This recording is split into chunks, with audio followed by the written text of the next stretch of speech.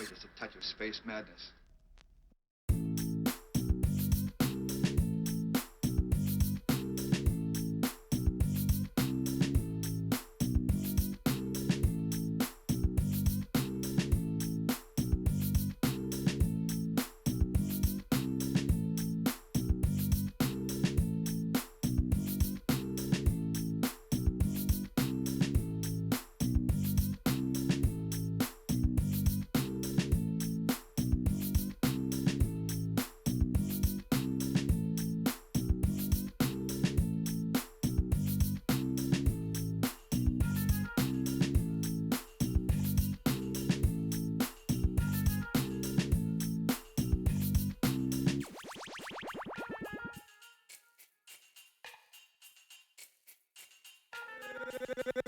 Gangsta Boogie.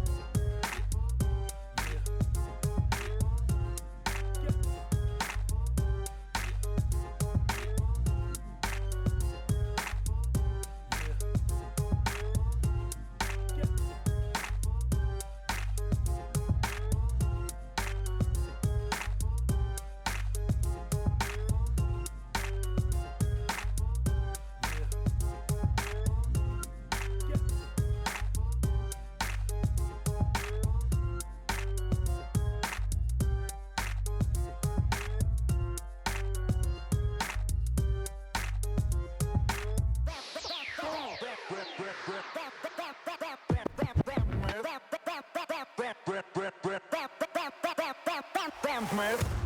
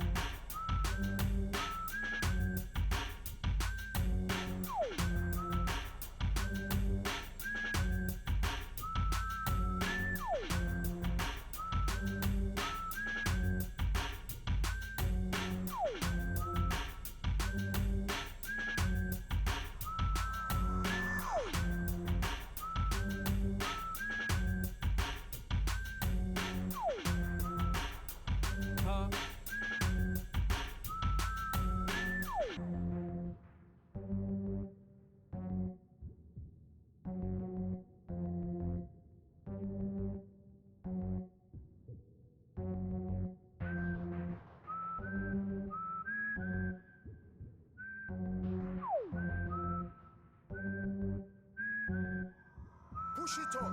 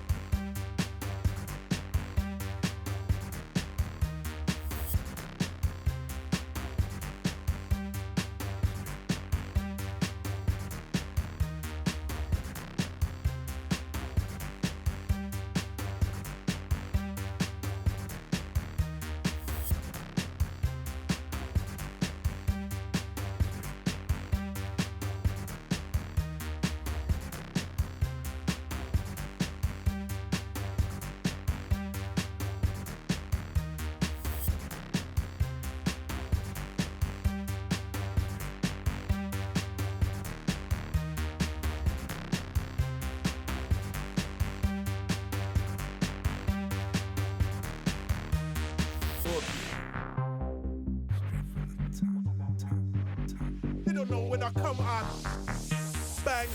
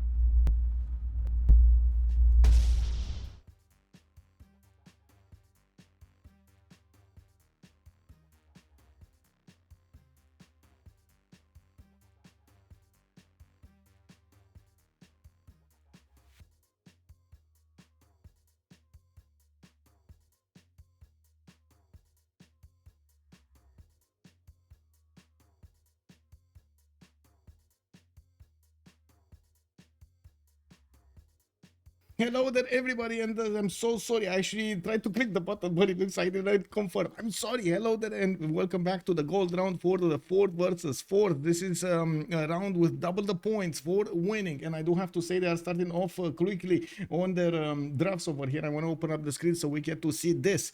Thank you so much, by the way, for telling me I'm muted. Thank you, Frankie. Hello there, sir, Frank the Tank. How are you doing? Also, welcome Cheesy K, and this welcome back Mosdrat. Hello there, sir. The Big Rusty B. Thank you so much for telling me. Marius also, thank you so much for telling me. Salty Capybara. Hello there, ma'am, and welcome. And yes, we do have Hazagi playing. We do have Darius playing. FKDN is playing. I do need to wait for all of the others to join here. It looks like Ben is gonna play. We do have Tirits over here, and I'm pretty sure ma'am is gonna get into stream for the French community. Looking at the draft screen, they are starting to go for the pre-game bans, and we do see the Plains did take out immediately Chandra Gupta. Man, they don't want the Gupta in the game. On the right side, looks like La Pegre is still thinking about the pre-game bans. They don't know the map yet. We will see the map after these 4 pre-game bans, and this is gonna give us a bit of an idea of what kind of map they're gonna want to go for. With Vietnam taken out and Chandra Gupta being taken out, it looks like they might be eyeballing those maps with quite a bit more territory than usual. We're gonna need to see if actually we're gonna have a Highlands being played between them. That is gonna be quite fun, and what can I say, it's gonna be a long night. Anyway, looking at this, and I'm actually thinking about how many hours am I actually gonna need to speak, and tomorrow we're gonna have another game. Oh my god, I'm like, oh, I need to start eating eggs, bro. I need to actually start eating eggs in the morning. You know those little eggs? I don't know how they're called, but anyway. We do have on La Pegre still a ban needing to be chosen after they did take out Vietnam. Looks like they are still thinking about what to do here and not clicking buttons. We do have them 7. Oh, wait a second. I do see I have a bit of an issue here. Theodora is selected, and I do need to switch my there we go, so I can actually hear what's going on. Now, we do have Theodora being selected by La Pegre as there is 2 second pre-game ban, while on the plain side we do need to see one more, and it looks like they are much more, I should say, convinced what should be auto banned. Maori is going to be auto banned here by, or I should say pre-game banned by the Plains, while I do notice they're starting to go through the maps immediately, taking out Rich Islands and Tilted Axis. We do have them also taking out Pangea Classic Ridges. That also still leaves 7 Seas, Primordial, Lakes, Standard, the Inland Sea, and the Big Highlands available for them. Looks like Inland Sea is going to be the next victim here on the pick and ban phase of the maps, and while they are definitely thinking a little bit about this, they're not going through this as slowly as you might think. They definitely have a plan in mind, and it looks like the plan is to take out the 7 Seas next. And what will La Pegre take out? Are they going to try to force their opponents into an awkward position? I do believe that's not going to happen, especially since these two teams are very, very experienced. They have so many hours on their side. We're definitely going to see a lot of shenanigans during the game, and we're going to see them trying to inch forward with every little bit of it they can get. Kepor, hello there, sir, and welcome. Yeah, hoping for a good game indeed. Yeah, I do want to say hello also to YouTube, and I want to set my chats as proper over here. Hello there, YouTube, and welcome back to the stream. We do have Lakes, Pangea, Standard Ridges, and Primordial, the last choices. Looks like the Pangeas are going to be taken out, and I mean, it might be fitting that it's going to be ending up on, wow, I wanted to say Primordial. Because it should have been an explosive. I wanted to follow that up with oh my god, an explosive gold round, but no, it's actually on Lakes. I guess it's a kind of a watery last round. It is what it is. I'm not sure exactly what I should call Lakes over here, but I'm gonna think of something at some point. And we got the next wave of bans starting to appear over here on the screen, and it looks like Spain is gonna be taken out by the Plains, while La Pegre will need to think about their choice. And there are so many civilizations that do still have very good bonuses. Lakes is a map that we haven't actually seen this weekend, but it is a map that does allow you, even if it did receive a few more heals, yes, I know, than before, it is a map that allows you to actually attack your opponent at a relative early stage. Yes, more land than Pangea, Standard Ridges, or Classic Ridges, but all in all, the land is flat, and that is going to be quite something that we need to take a look at. Maybe we will see some fast attacks from the players at the horse timing or courser timing. We definitely need to check out what available options they do have during the game and how they use them. We do have Brazil being taken out by the Plains, while by La Pegre, while on the other side we still need to see two more bans before the pick. I do have to mention also the Plains will have to set the tone for the game. They are the first selection over here, and then La Pegre is going to follow up with two of their choices. It looks like Gandhi is also going to appear here in the ban phase. India is not going to be allowed to play in neither personas of them. Way too strong. Too strong. Flat is good for Hazagi's horses. Yes, Cool Whip, hello there, sir, and welcome back. Now we do have on the right side La Pegre here needing to pick up their second ban of the actual phase, while they're thinking about how to disrupt their opponents. We have seen actually in the last CCC quite a out of the meta gameplay, I would say, when we're talking about the Plains, while La Pegre was mostly hitting the metas. We're going to need to see if this time around the Plains are going to manage to make 360 no scope over here and manage to get those out of the box metas work, or I should say out of the box strategies work. We do have Australia being taken down by La Pegre. No extra science or production over there from those breathtaking appeal tiles. Well, it is what it is. While Plains will need to take out their last civilization here. I'm a bit surprised we do not have either of the either of the Cleopatras being taken out over here. Neither Egyptian nor Cleopatra Ptolemaic is appearing in the ban phase. Yes, they still have two bans, but there are so many more civs over here that are going to be powerful. I'm thinking about the map, I'm thinking about lakes, and I'm pretty sure we do have quite a bit of floodplains on it. Yeah, Ben is a really good Gandhi player. Yes, sir, he is. But I'm pretty sure Ben is also a very good Mapuche player. We've seen him before. And yeah, this is one of those maps when the Malon Raiders are definitely going to be a problem if they do get in. Russia is going to be taken out by the Plains, while La Pegre will have to wait for the last ban. They need to be careful. This is where the Plains are going to need to pick up the tone of the game here. And I'm pretty sure they need to be very, very careful with the last ban, so they do take out that shine of the Plains. Well, let's see. Both Persias are still available. Montezuma is available. Catherine de Medici available. We do have Lincoln. I'm pretty sure we have seen them play very, very well with Simon Bolivar in Rome, with Scythia, Tokugawa. There are so many options for them to go for, not to mention the other Persian persona, Nader Shah. Shaka is also not appearing in the ban phase, and we do have Genghis Khan actually being taken down by La Pegre. I actually want to reserve some judgment about the map here. I do want to see exactly how it's going to look, because I did notice there were quite a few changes through BBM about the map, and I haven't had the opportunity to actually check it out myself, so as a spectator, to see everything on the map. We definitely need to see how things have changed over here, and if everything works as proper. But the feedback we had about the few maps was that there wasn't that much production. I would actually say there should be, especially after it got fixed. We do see Cree has been picked up by the planes, and well, we do have La Pegre needing to pick up two civilizations. I don't think they actually gave up anything of their strategy picking Cree. They actually picked up a civilization that would have, I think, a lot of the times appeared in this map. It's just like Rome, you don't really give anything to your opponent. Yeah, there we go. And we do have Rome being picked up on La Pegre, and that is going to be the Trajan persona on the right side.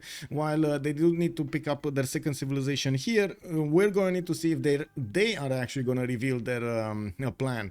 Of course, these civilizations are pretty good at simming and are pretty good late warring, but not as good during the mid game. We're going to need to see if we're going to have Cree over here with an opponent next to him, or he's going to have that free sim that he definitely wants to get going so he can actually be the provider of his team.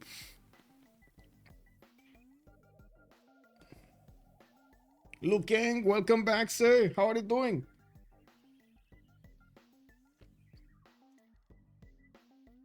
I just realized I need to change the map. It is gonna be lakes.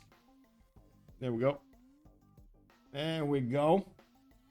Oh god, it could be Ben Holy Rome.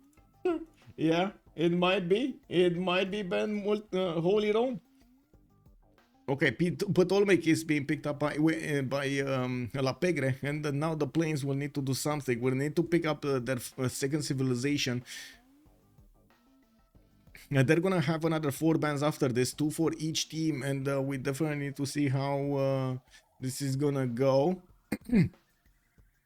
Looks like Basil II on the planes being picked up. Okay, maybe he's gonna drop some tagmas on his opponents. I'm pretty sure he's gonna want to inch forward with that crusade, not to mention bank up that taxi straight from his allies. We have seen the religion actually used multiple times before. Getting that +6 taxi straight is amazing, or if you do get the +8, it's gonna be awesome. While on the other side, yes, Ptolemaic having quite a bit of advantage when it comes to the early culture, or I guess we're going to need to see if he's going to get that advantage with the resources on his floodplains that need to be improved. While I do think there is a lot more gold potential on La Pegre, with both Ptolemaic being able to generate a lot of gold, and Rome. On the other side, Cree is probably going to need to carry at this moment Basil. We do have 4 more choices for them to go for. They can definitely pick up more civilizations that can deliver the gold, so they can balance out Basil II. And we're gonna need to see what is that gonna look like. Look, La Pegre is gonna also take out Cleopatra, that's the Egyptian persona, and not gonna allow the sister of the other Cleopatra, Ptolemaic, to get in. Looks like also Zulu has been taken down with 2 more civ bans to go.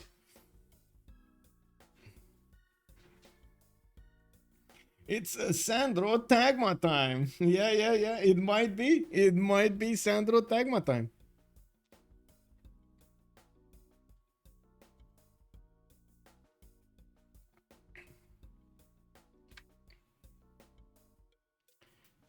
Okay.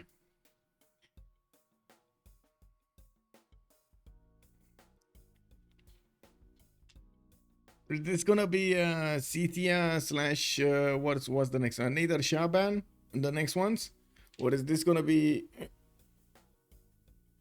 Tokugawa band? Are they gonna let in Tokugawa with Sandro games in the game? They did pull out the secret weapon, didn't they? Give me a second. I wanna take a look in the roster. Didn't they pull out the secret weapon? I think so, right? La Pegre has Sprigante, Ben, Hazagi, Tiriz, Ulas. They're in the Lomi, and then on the other side we got Sandro, Kyber, FKDN, and Darius. So they did pull out the secret weapon over here. Okay. Let's see how these things will evolve. Montezuma being taken down here. They're not touching the Japanese nations. They're not touching Japan. Frost Galaxy Gamer, hello there, sir. Where is my teamer's religion? Win angle, it's so over. yeah, where's the elusive religious victory? Yes. Oh my god. Mapuche is gonna be the one taken out by planes, and definitely makes sense with that extra +5 against civs that are in the golden age or heroic age. We've seen it multiple times how Ben can push through his opponents with impunity. We do have La Pegre needing to get their third pick of the game, while Plains were going to need to finish their draft afterwards. This is Scythia showing up on La Pegre. Saka Sanchez, Kurgans all over the place. The face. We're going to need to see if he's going to get a highway towards his opponent and smash those defenses. Is this going to be... let's see how Plains is going to finish this draft off. So they already have a decent amount of gold. They already have Basil that will eat a lot of that gold, but does have the opportunity to smash through opponent defenses. They're going to pick production. That's going to be Lincoln here. And if well, I guess we're going to need to see how he's going to use that production against his opponents. We will probably see him generate quite a bit of an economy also, but I wouldn't really hold my breath for him to make 600 gold a turn. And of course, we're going to need to see him using his... whoa, I want to double check something. Yeah, it is. Okay. I got fooled before by these portraits. Anyway. Plains is also on their last pick over here, and definitely thinking about it. They do have Sandro. Look at this. They have Sandro, Kyber, FKDN, and Darius. I would definitely see everybody else playing. Oh my god, they picked Tamar. They went for Tamar. It does seem like they're gonna have actually a very strong push when it comes to the mid game with Basil, Stagmast, Tamar's Kiev source. Not to mention the opportunity to try to go for culture victory, but or a defense against Cleopatra. We do need to see if that's gonna be an option or if that's gonna be the strategy used in the game. La Pegre kind of has okay-ish gold. They do need something for the late game over here, or to try to counter their opponents here with the faith. They don't really have... I mean, Ptolemy could try to get something faith-related, but they're not going to have anybody that could contest city-states by the looks of it, and that might be a problem. We do need to see how they're going to fix Tamar supremacy. Tamar supremacy is not something you want to take lightly. That's Sandro and Tamar for sure? Probably. Yeah, that is probably... Oh, there we go. Wait. La Pegre picked Tokugawa? Wait, is this the moment when we actually see La Pegre picking up a sieve to take down Sandro with? While Sandro was probably told, do not pick Tokugawa. Okay. This check this out, boys. Check this out. Let's put up a poll over here. Did Sandro...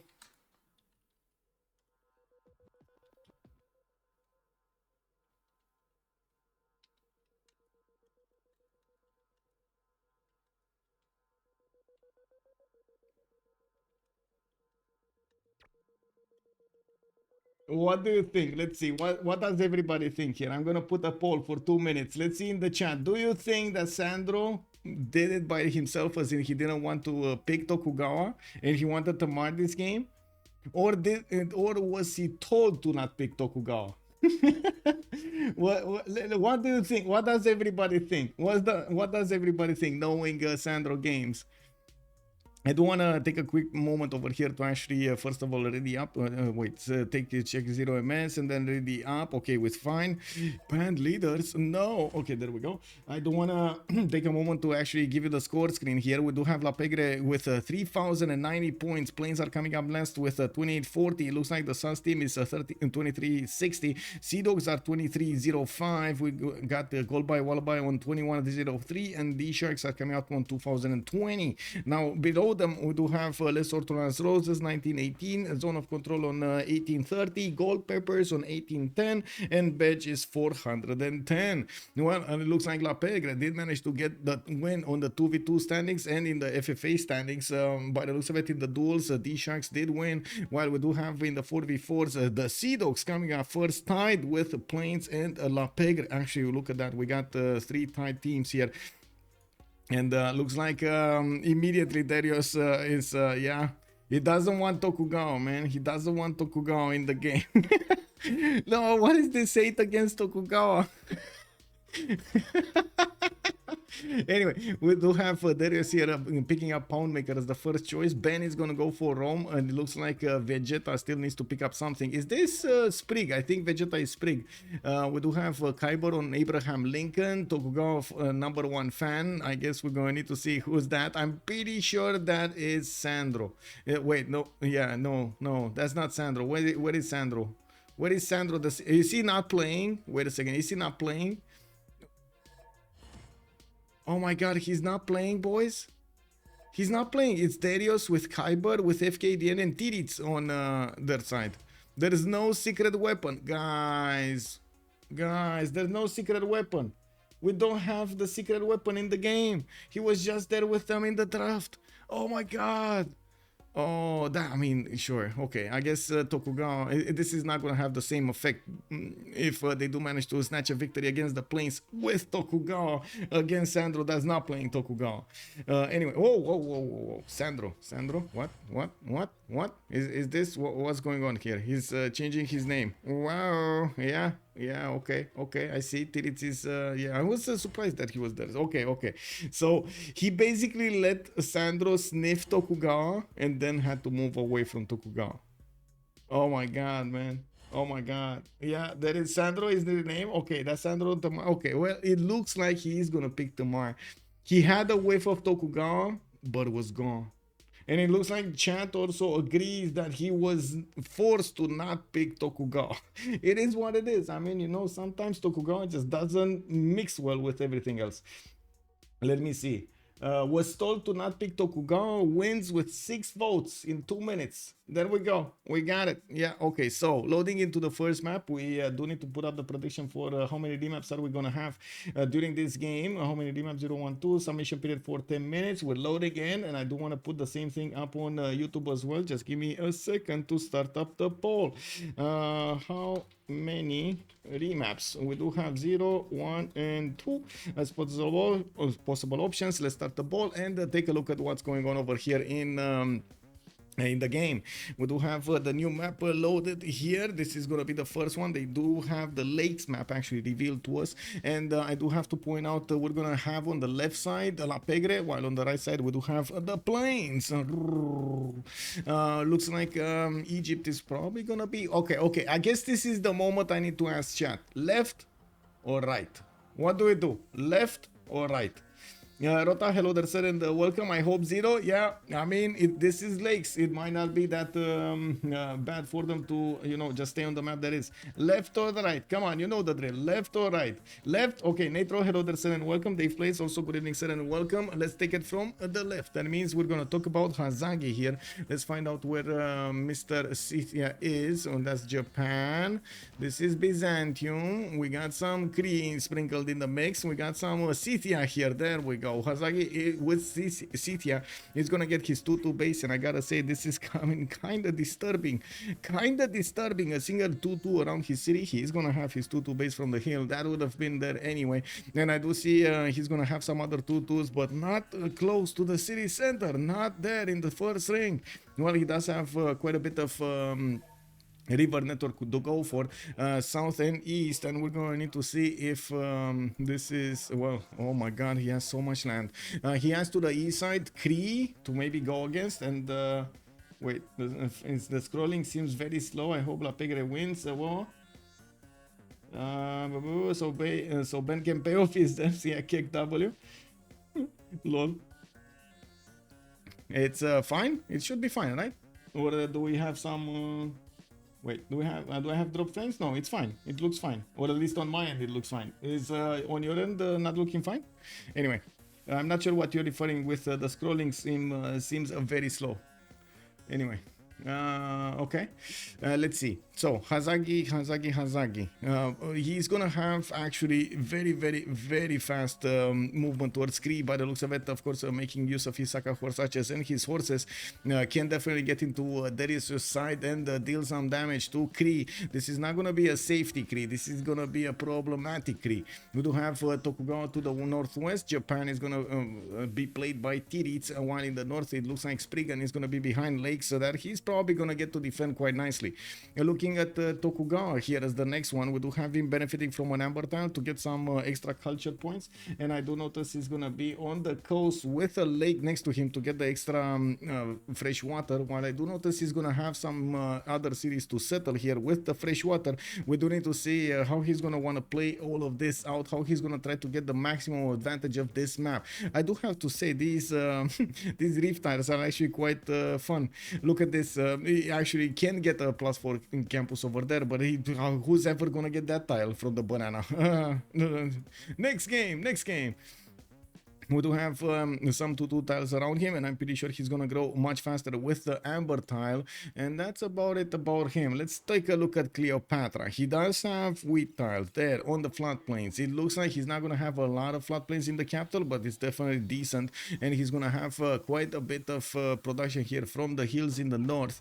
While I do notice he's gonna have a decent spread of floodplains towards the northwest, towards the mountains, while he's gonna also have a tobacco settle and some dice to get the free faith from. I'm actually quite curious if he's gonna settle in these two also, like this tobacco tile, and then next to the tobacco tile to the northwest over there, next to the tundra, to benefit from the extra faith. Oh well, we'll see.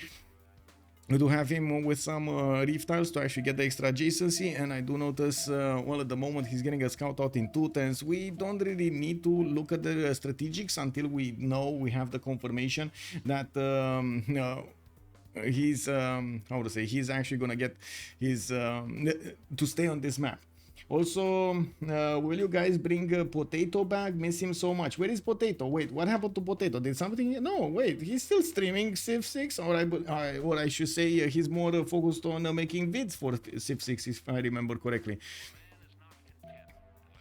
The game itself is very laggy. The issue is from the game. I see the in-game chat, other players complaining too. Yeah, well, I guess, you know, it is what it is. Maybe it's gonna stabilize, I don't know. Anyway, we do need to take a look at also Rome. Trajan here is gonna be to the northeast of Byzantium, and I do notice to the direct north of America. We do have Rome with a few mountains ranges to the east side, some geothermals. That means there's a continent split here. Triple continent split, and some Krakatoa mixing. Oh, very nice. Well, a little bit of citrus over there, don't mind. Some honey tiles over there to tone down the citrus, and we do see he's gonna start exploring his east. He did settle on the geothermal itself. That's a geothermal fisher, getting him that extra science. I mean, this guy knows how to spawn, man. You can't outspawn him. This is Ben we're talking about. Getting the food from the rice tile, and of course working those 2-2s over there in the northeast. We do see him having quite a few good expands around his territory. Not a lot of rivers, but it's fine. He has the fresh water from other stuff. Looking at his position, he's probably gonna have a defensive position quite easily to take to the south of that river, and or I should say to the south on that river. And by the looks of it, America is gonna take quite a bit of time to grab some tiles from him. Well, we do need to take a look at also Sandro Games here, the secret weapon appearing in the game. We do need to see what is he gonna do. We do have him with a geothermal possible settle to the north in the possible second city, while he has a lot of floodplains to the west side. He's also going to be relatively close to Egypt here, close to Crete as well, but that's going to be his ally. They could set up at some point, maybe trade route shenanigan over here in the 3-tile lake, 4-tile lake. I'm pretty sure Kree is gonna be busy with Scythia on his west side at the moment. He did not discover Scythia. There are a few more turns to go for this, and there is a scout moving from his territory towards the Scythian territory, so he might actually have a chance. We're gonna need to see how Hazagi is gonna want to get this going. Well, another scout coming up from Kree, and I do see he's starting to build up his settler here. We do have him with the 4-foot rice tile, getting two others 2-2s to work, and he just bought a 1-3, so he can balance out that extra food with the extra production of the 1-3.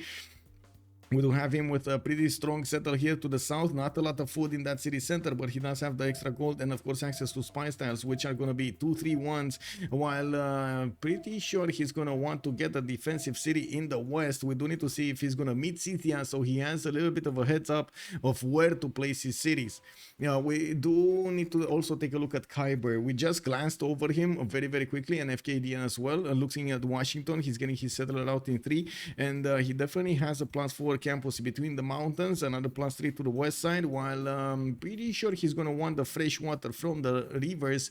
We do need to see how far into the north and into the west is he going to go. West side, desert, that seems like a very big no-no. Very big no-no.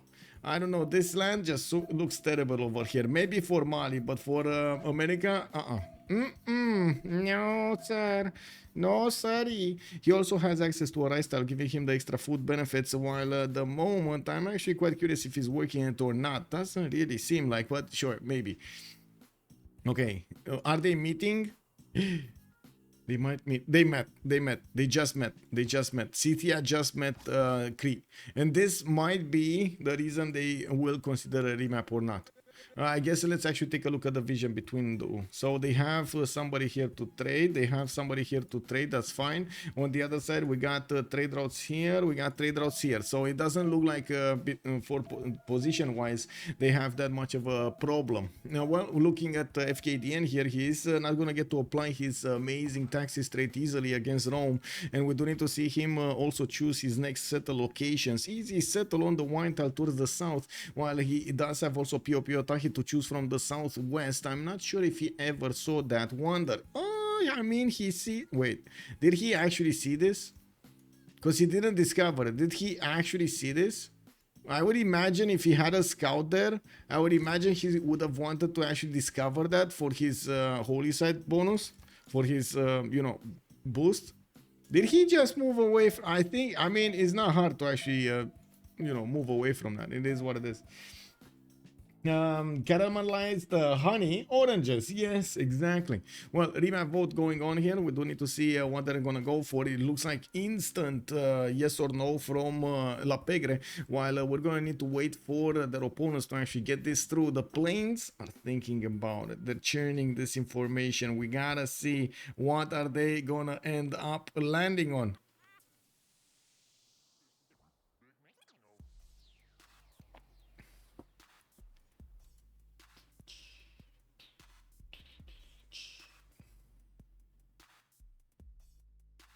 Yeah, well, the majority has spoken.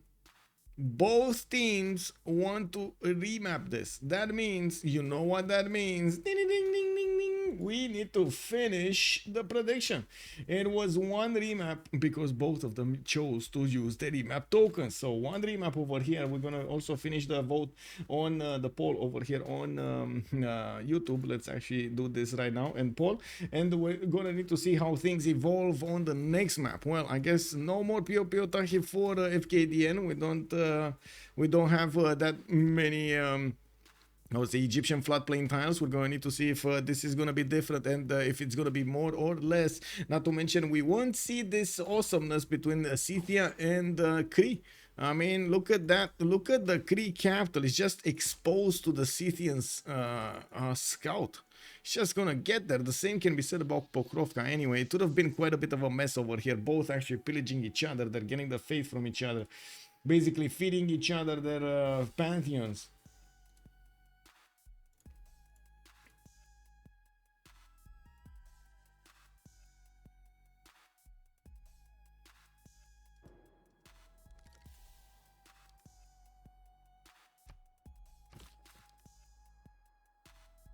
Okay, so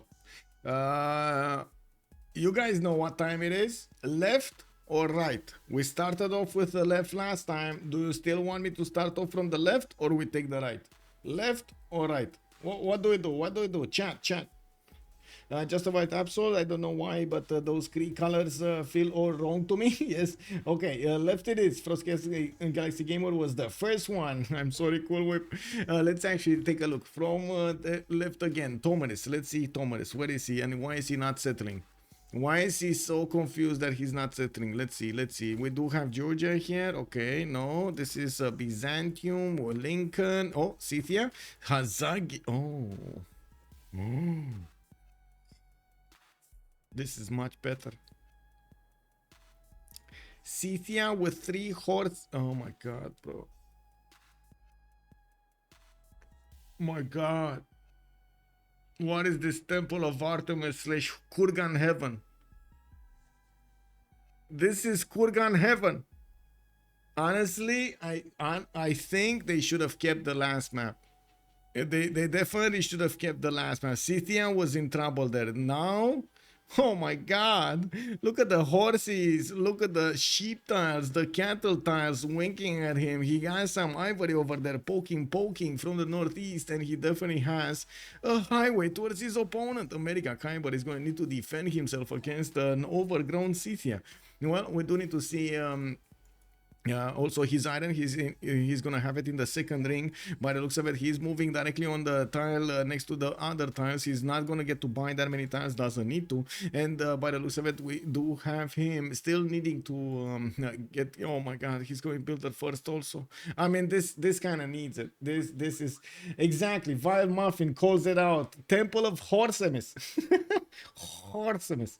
Whoa, Hazagi will jump when he finishes his technique. He's gonna be like, whoa. Appropriate spawn for Hazagi. Salty Capybara definitely knows. You knew something. I see how it is.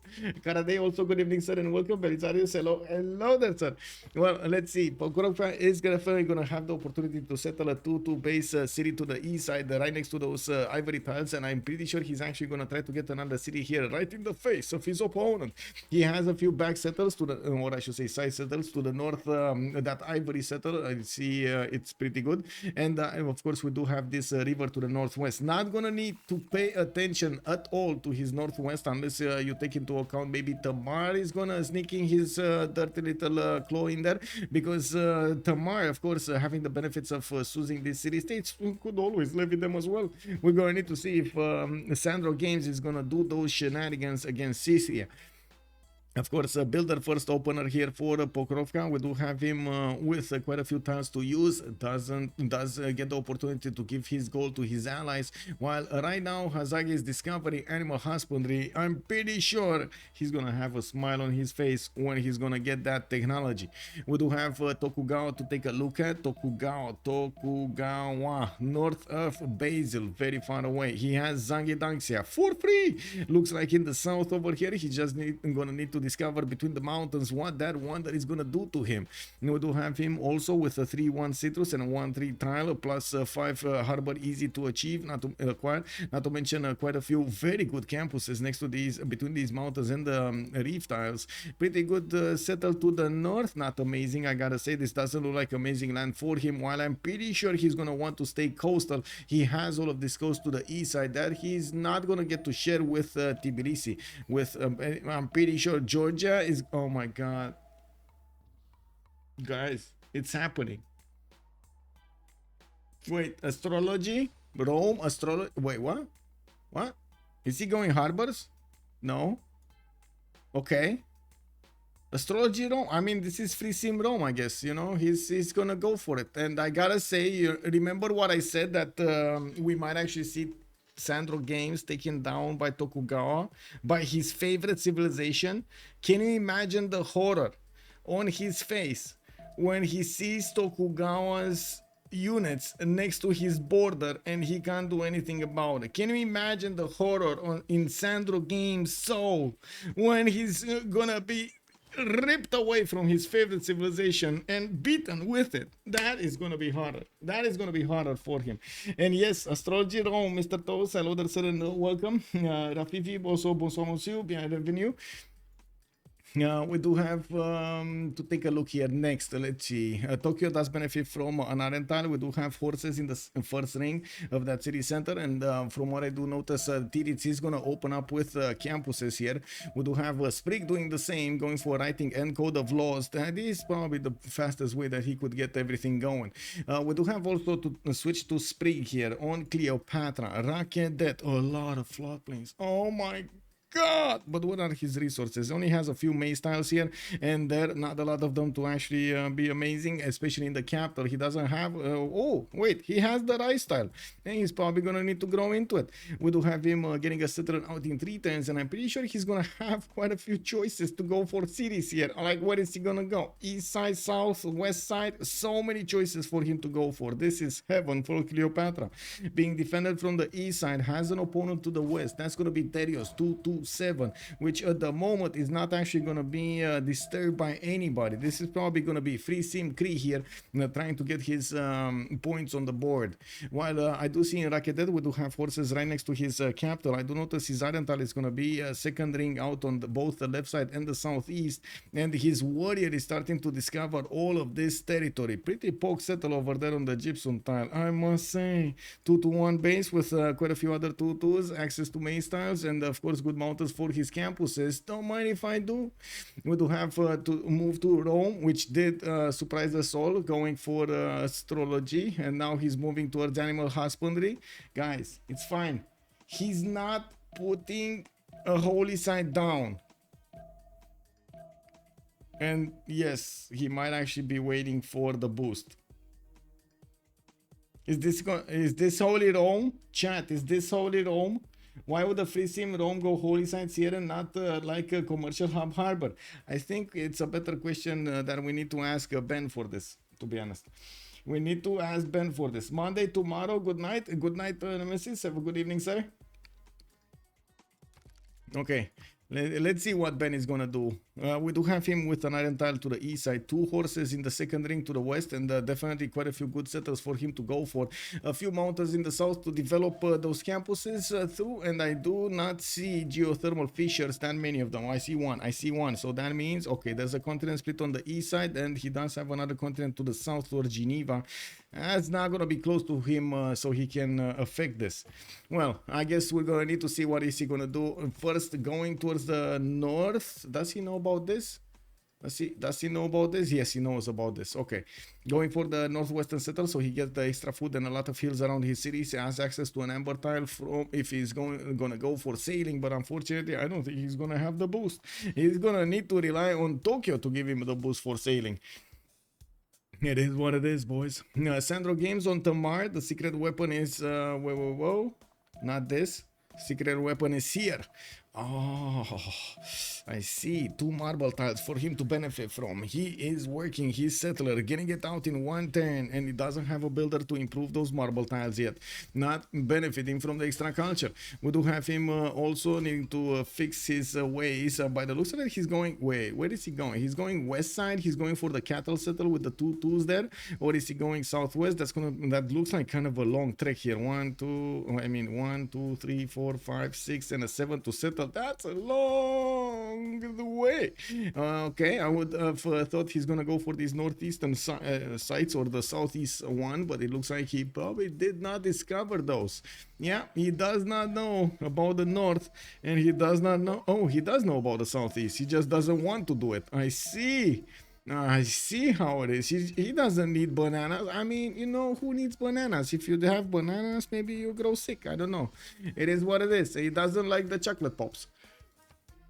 We do have builders coming up in 2 turns here from Tbilisi, and I'm pretty sure he's going to want to get those tiles improved, going for masonry in 7 turns, and getting the marble improved is going to give him the boost for masonry from the quarry improved. We definitely need to see him getting his walls up, and at the same time trying to get his religion. We do need to see what Sandro Games is going to pick, because there will be probably 2 other religions in the game, and I'm actually quite curious. Is Ben going to actually try to deny religion from the game? Is he going holy sites here? I mean, I still think this is a joke. I think, I don't know, he must have like did something wrong there. Oh my god, oh my god. Oh, I guess everything is gonna be pillaged. America walks in, no defense in Pokrovka. The slinger is moving out, and it looks like that American warrior is just gonna have the ability to step on everything he wants. Wait, how did this warrior get here with enough movement? Kick W. Well, they're not in war, so at least that. If America actually wants to step on these and pillage them, he actually needs to declare war. And at the moment, I don't think he wants to. Oh, that's initiationized. That's how he got it. Never mind. That's how he got it. Okay, so it looks like that cattle tile is definitely going to get pillaged. The Scythian warrior is going to protect the kurgan, and we do have that slinger moving from the north. It's going to come closer to the American warrior the last second of the turn here.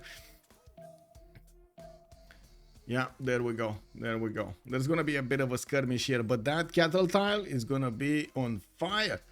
Okay, so Sandro Games, the man of the hour. Let's see, how is this evolving? Yeah, it is Holy Rome. It is confirmed. we see it first here. Well, I guess we haven't seen it first here, but we do see it right here activated. Ben is gonna go for holy sites. Well, we do see him also starting to explore his south east, and yes, he did meet Geneva, while he did meet also Lincoln.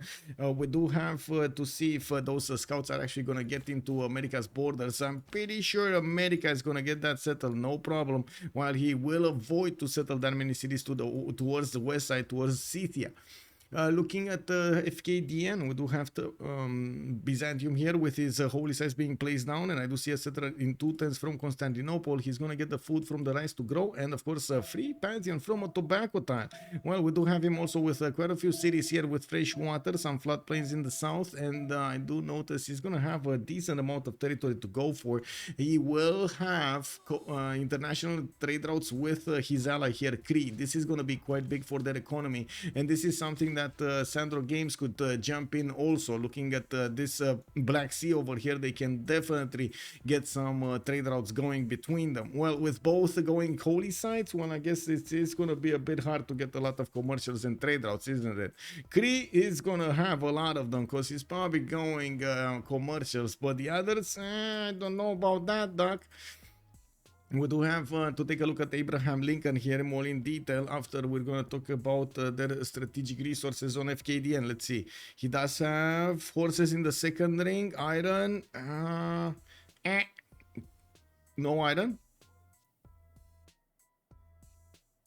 Am I blind? Or did he probably put the holy sites on iron, didn't he? He probably put the holy sites in iron. I don't think it's possible for him to not have iron. It's probably one of the holy sites on it. I guess we're gonna need to see when he's gonna discover bronze if he's starting to acquire iron, but I'm pretty sure he already has it. Okay. Khyber. Let's see. Khyber. We do have settler out with Slinger in tow. The scout of Scythia is getting in, and I do notice Scythia did actually push back that warrior. Only the cattle tile got burned. He's getting another builder to improve it, and of course getting another one from Pazerik. Already moving to further settle his opponent. I'm actually quite curious, where is he gonna land that settler on?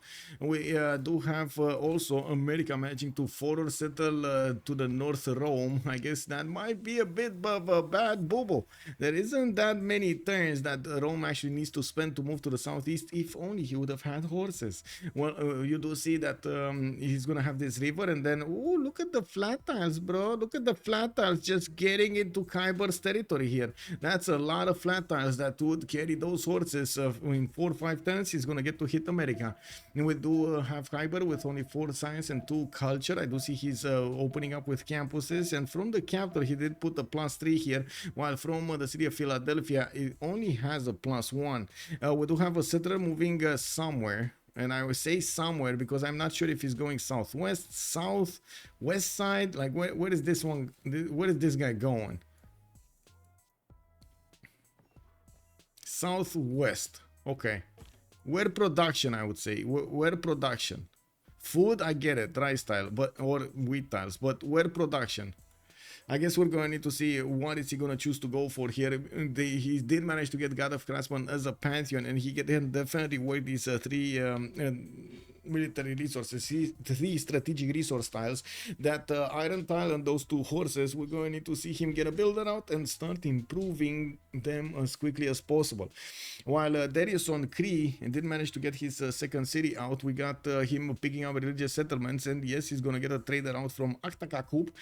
We do have him also with the 3rd settler moving to the east next to those spices, while of course religious settlements giving him the production towards settlers is going to allow him to settle quite fast.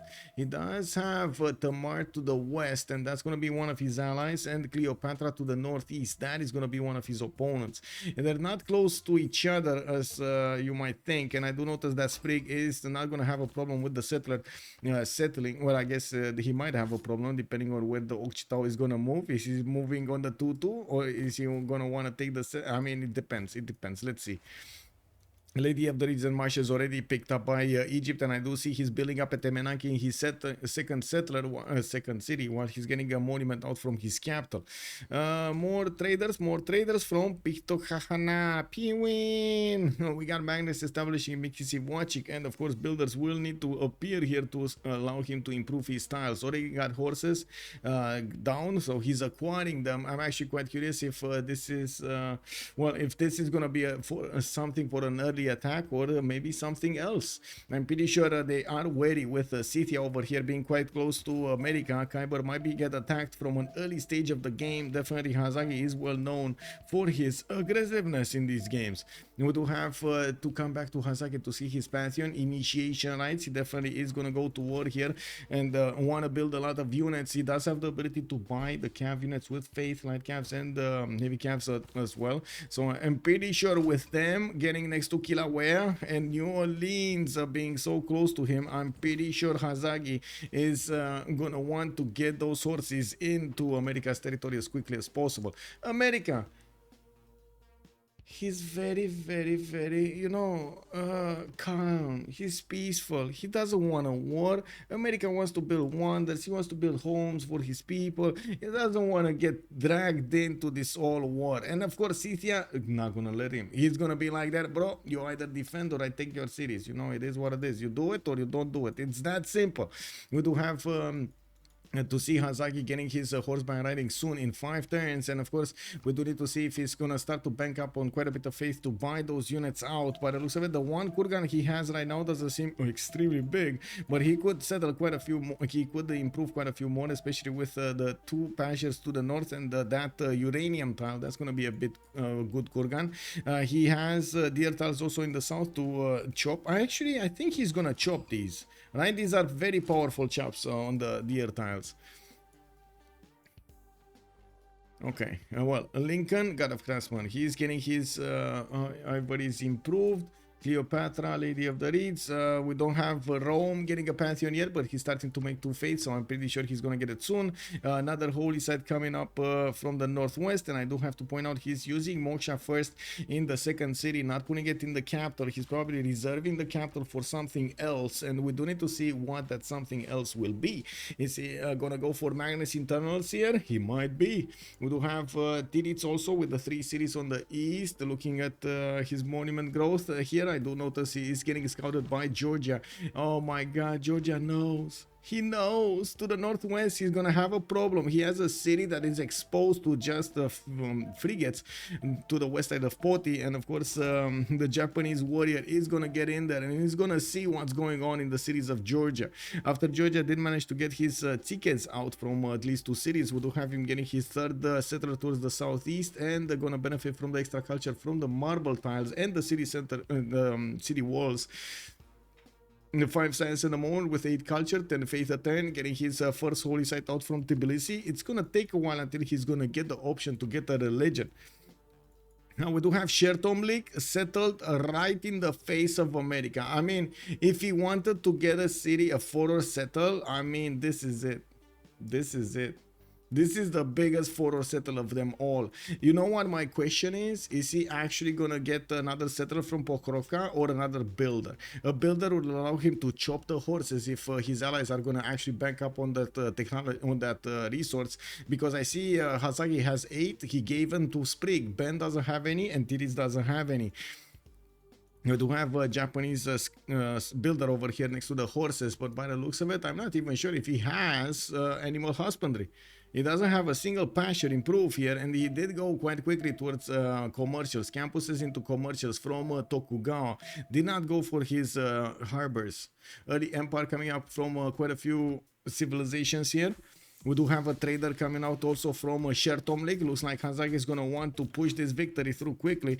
While I do notice Scythia is getting onto the uranium tile next to that cattle. He's going to put down a kurgan and improve his ivory. In the meantime, well, getting another builder from Pokrovka for those chops. I'm pretty sure we got a problem with resources here. 10, 25, that's 35 horses. That's not going to be enough for him to just spam out units with ease. Well, on the other side, we do have the same problem. Only 10 horses and they're on Darius. Wait, what? Only 10 horses? Why is nobody going animal husbandry? Oh my god. Wait, where horses, bro? Where, America. Do you not have animal husbandry? No, he does. He has archery coming up in 310s. And wait, he's not actually buying out the horse. He's going to improve the gypsum. Is he totally underestimated the danger he finds himself in? Because Hazagi is 7 faith a turn. He's going to buy a horse with what, 60 faith? That's an instant buy when he's going to get the faith. Can they... Wait. He's on 14 gold at 10. They don't have enough gold for a builder, but he's going to get quite a bit of chops here. And I guess we're gonna need to see. I think Kyber will have some alarms ringing when he's gonna see Shertomli getting to 26 strength. And I do have to say that next time, yes, we're gonna have horseback riding finishing up. I'm not convinced that Hazagi actually has maneuver. Maneuver would need to he would need to actually discover this military tradition after craftsmanship, and I'm pretty sure he wanted to get as quickly as possible to that 50% off settler card. While we do have him improving some more Kurgans, he's getting the faith generation going. He's on 7 faith, 43 faith right now, to what, 3 turns away from buying the first unit. And by the time he's actually going to start chopping the units in Pokrovka, he's going to have the ability to buy one from Shertomlik anyway. So we do need to see, first of all, him improving more horses. He just got another one in Pazirik, getting 2 tiles to work over here. Oh, yeah, 1 and 2 from underneath his settler. He has a third one here. And of course, he needs to ask his allies to get some. Looking at Ben, let's see Ben. Ben did improve his horses. He has another one. Okay, he can upkeep that. Tokugawa did not go for horses, did not go for animal husbandry. He just doesn't know about it. He did go for irrigation here and improved 2 of his citrus tiles, and I do see he's getting a settler out in 2 turns, getting blocked from settling on the east by this Georgian warrior. Trader will make a highway to Lincoln. Yes.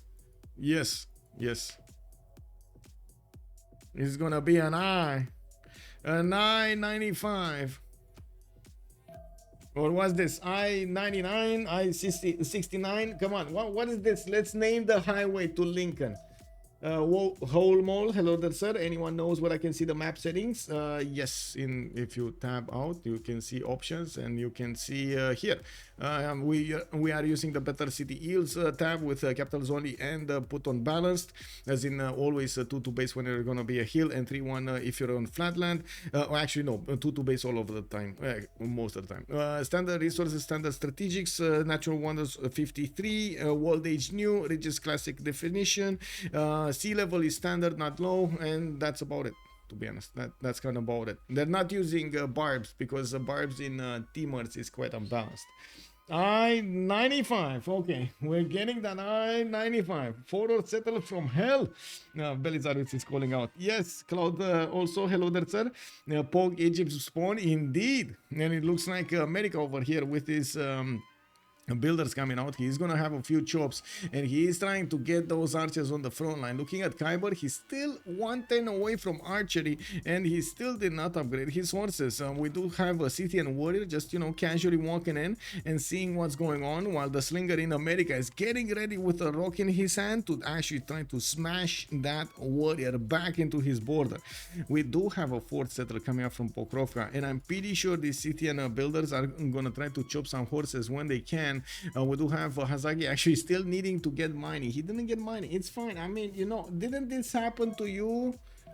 Didn't this happen to you? You're getting everything ready. You want to chop and you realize that, oh, wait, why can't I chop? I click button. This is it. I'm sure I'm right.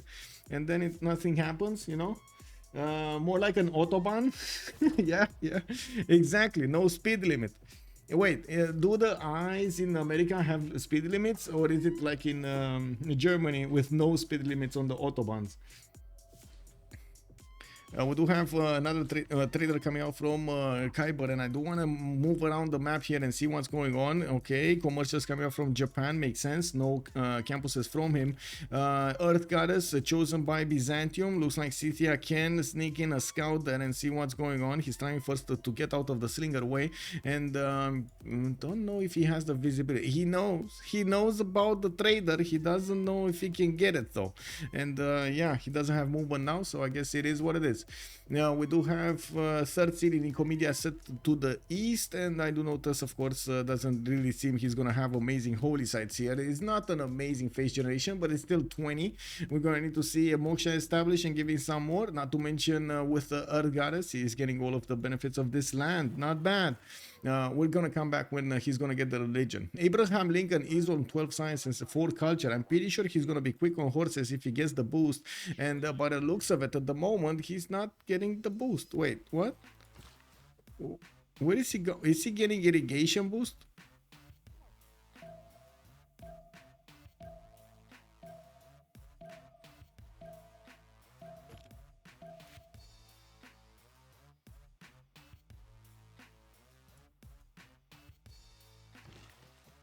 Guys, is he getting irrigation boost?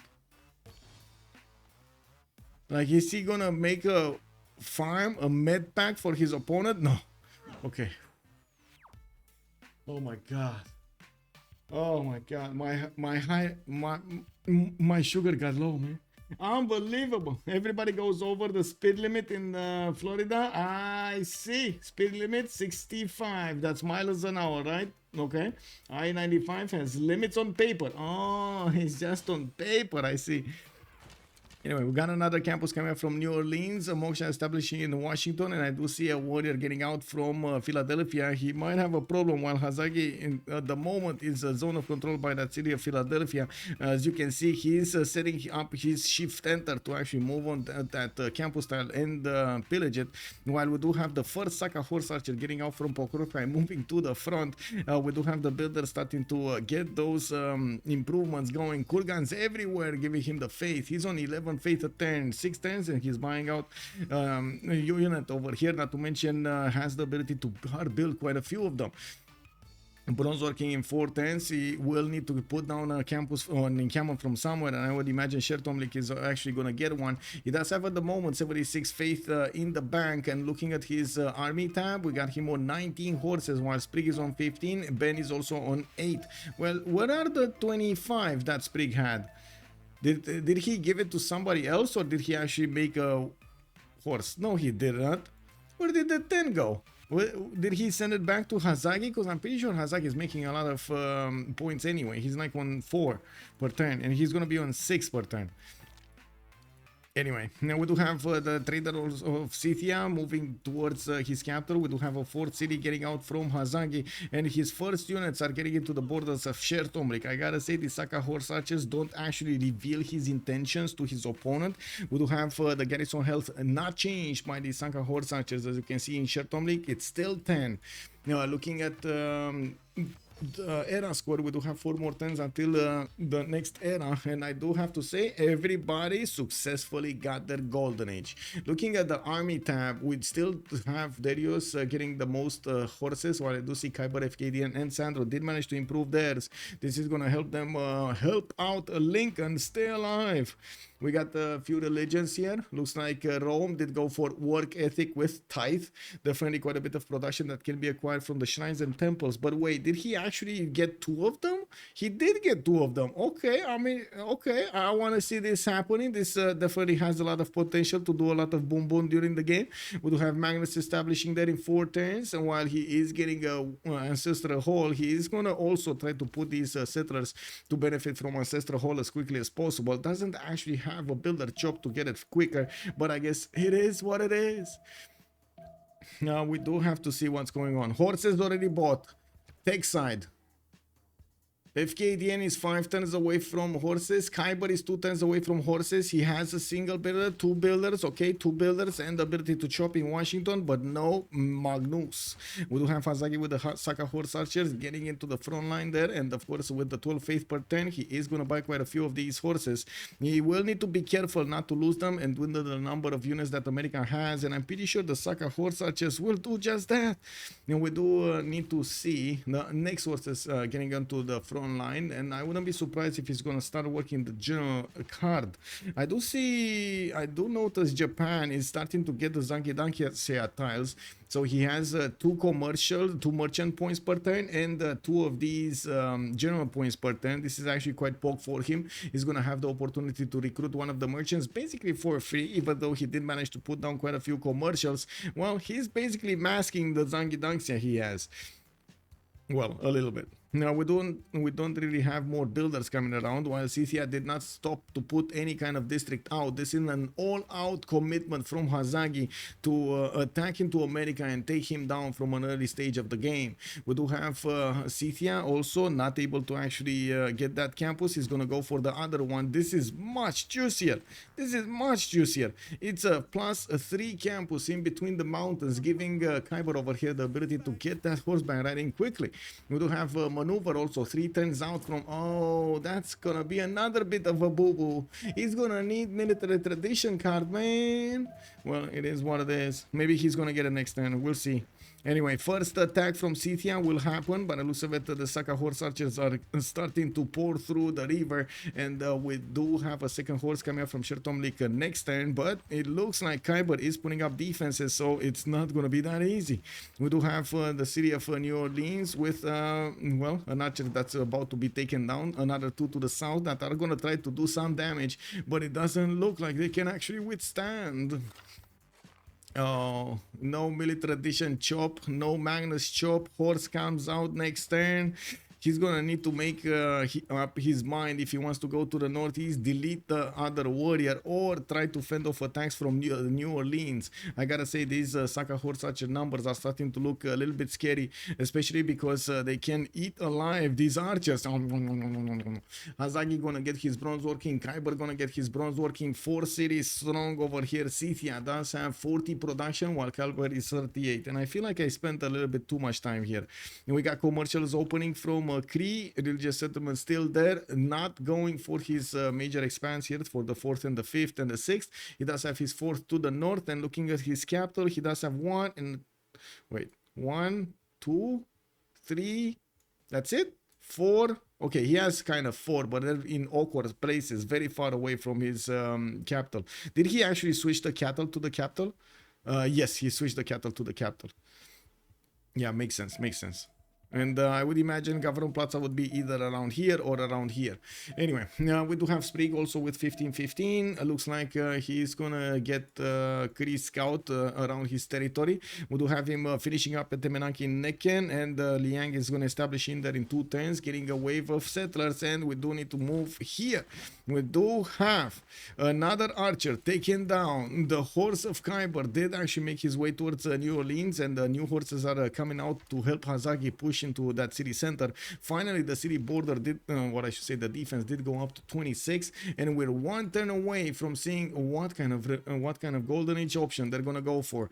We do have the highway I-95 getting in. Oh no, this is the autobahn. This is the autobahn. We don't break for nobody. We don't break for nobody here. Good evening, Honey Dave, and welcome. Snakus, also hello there, sir. 30 seconds in Romanian. Oh my God, you're putting. It feels like your bitrate is set up wrong again. The video quality seems quite lacking. Wait, what?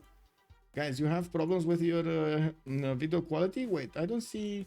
Like if I look back on my stream, I don't see any problem. It's 1080p. Can you make sure if you look at the settings, it is set to 1080p 60 on source? It might be that Twitch randomly changed the settings because of whatever he found on the speed of the internet or something, of your internet.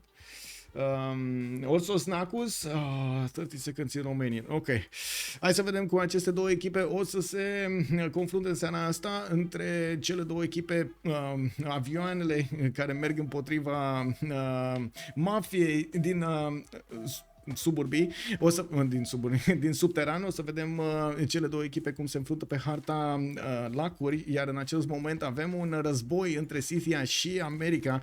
Se pare că Kiber o să aibă o mare problemă cu Scythia lângă el, dar în același timp se pare că Hazagi o să piardă câteva unități la rândul lui. Vedem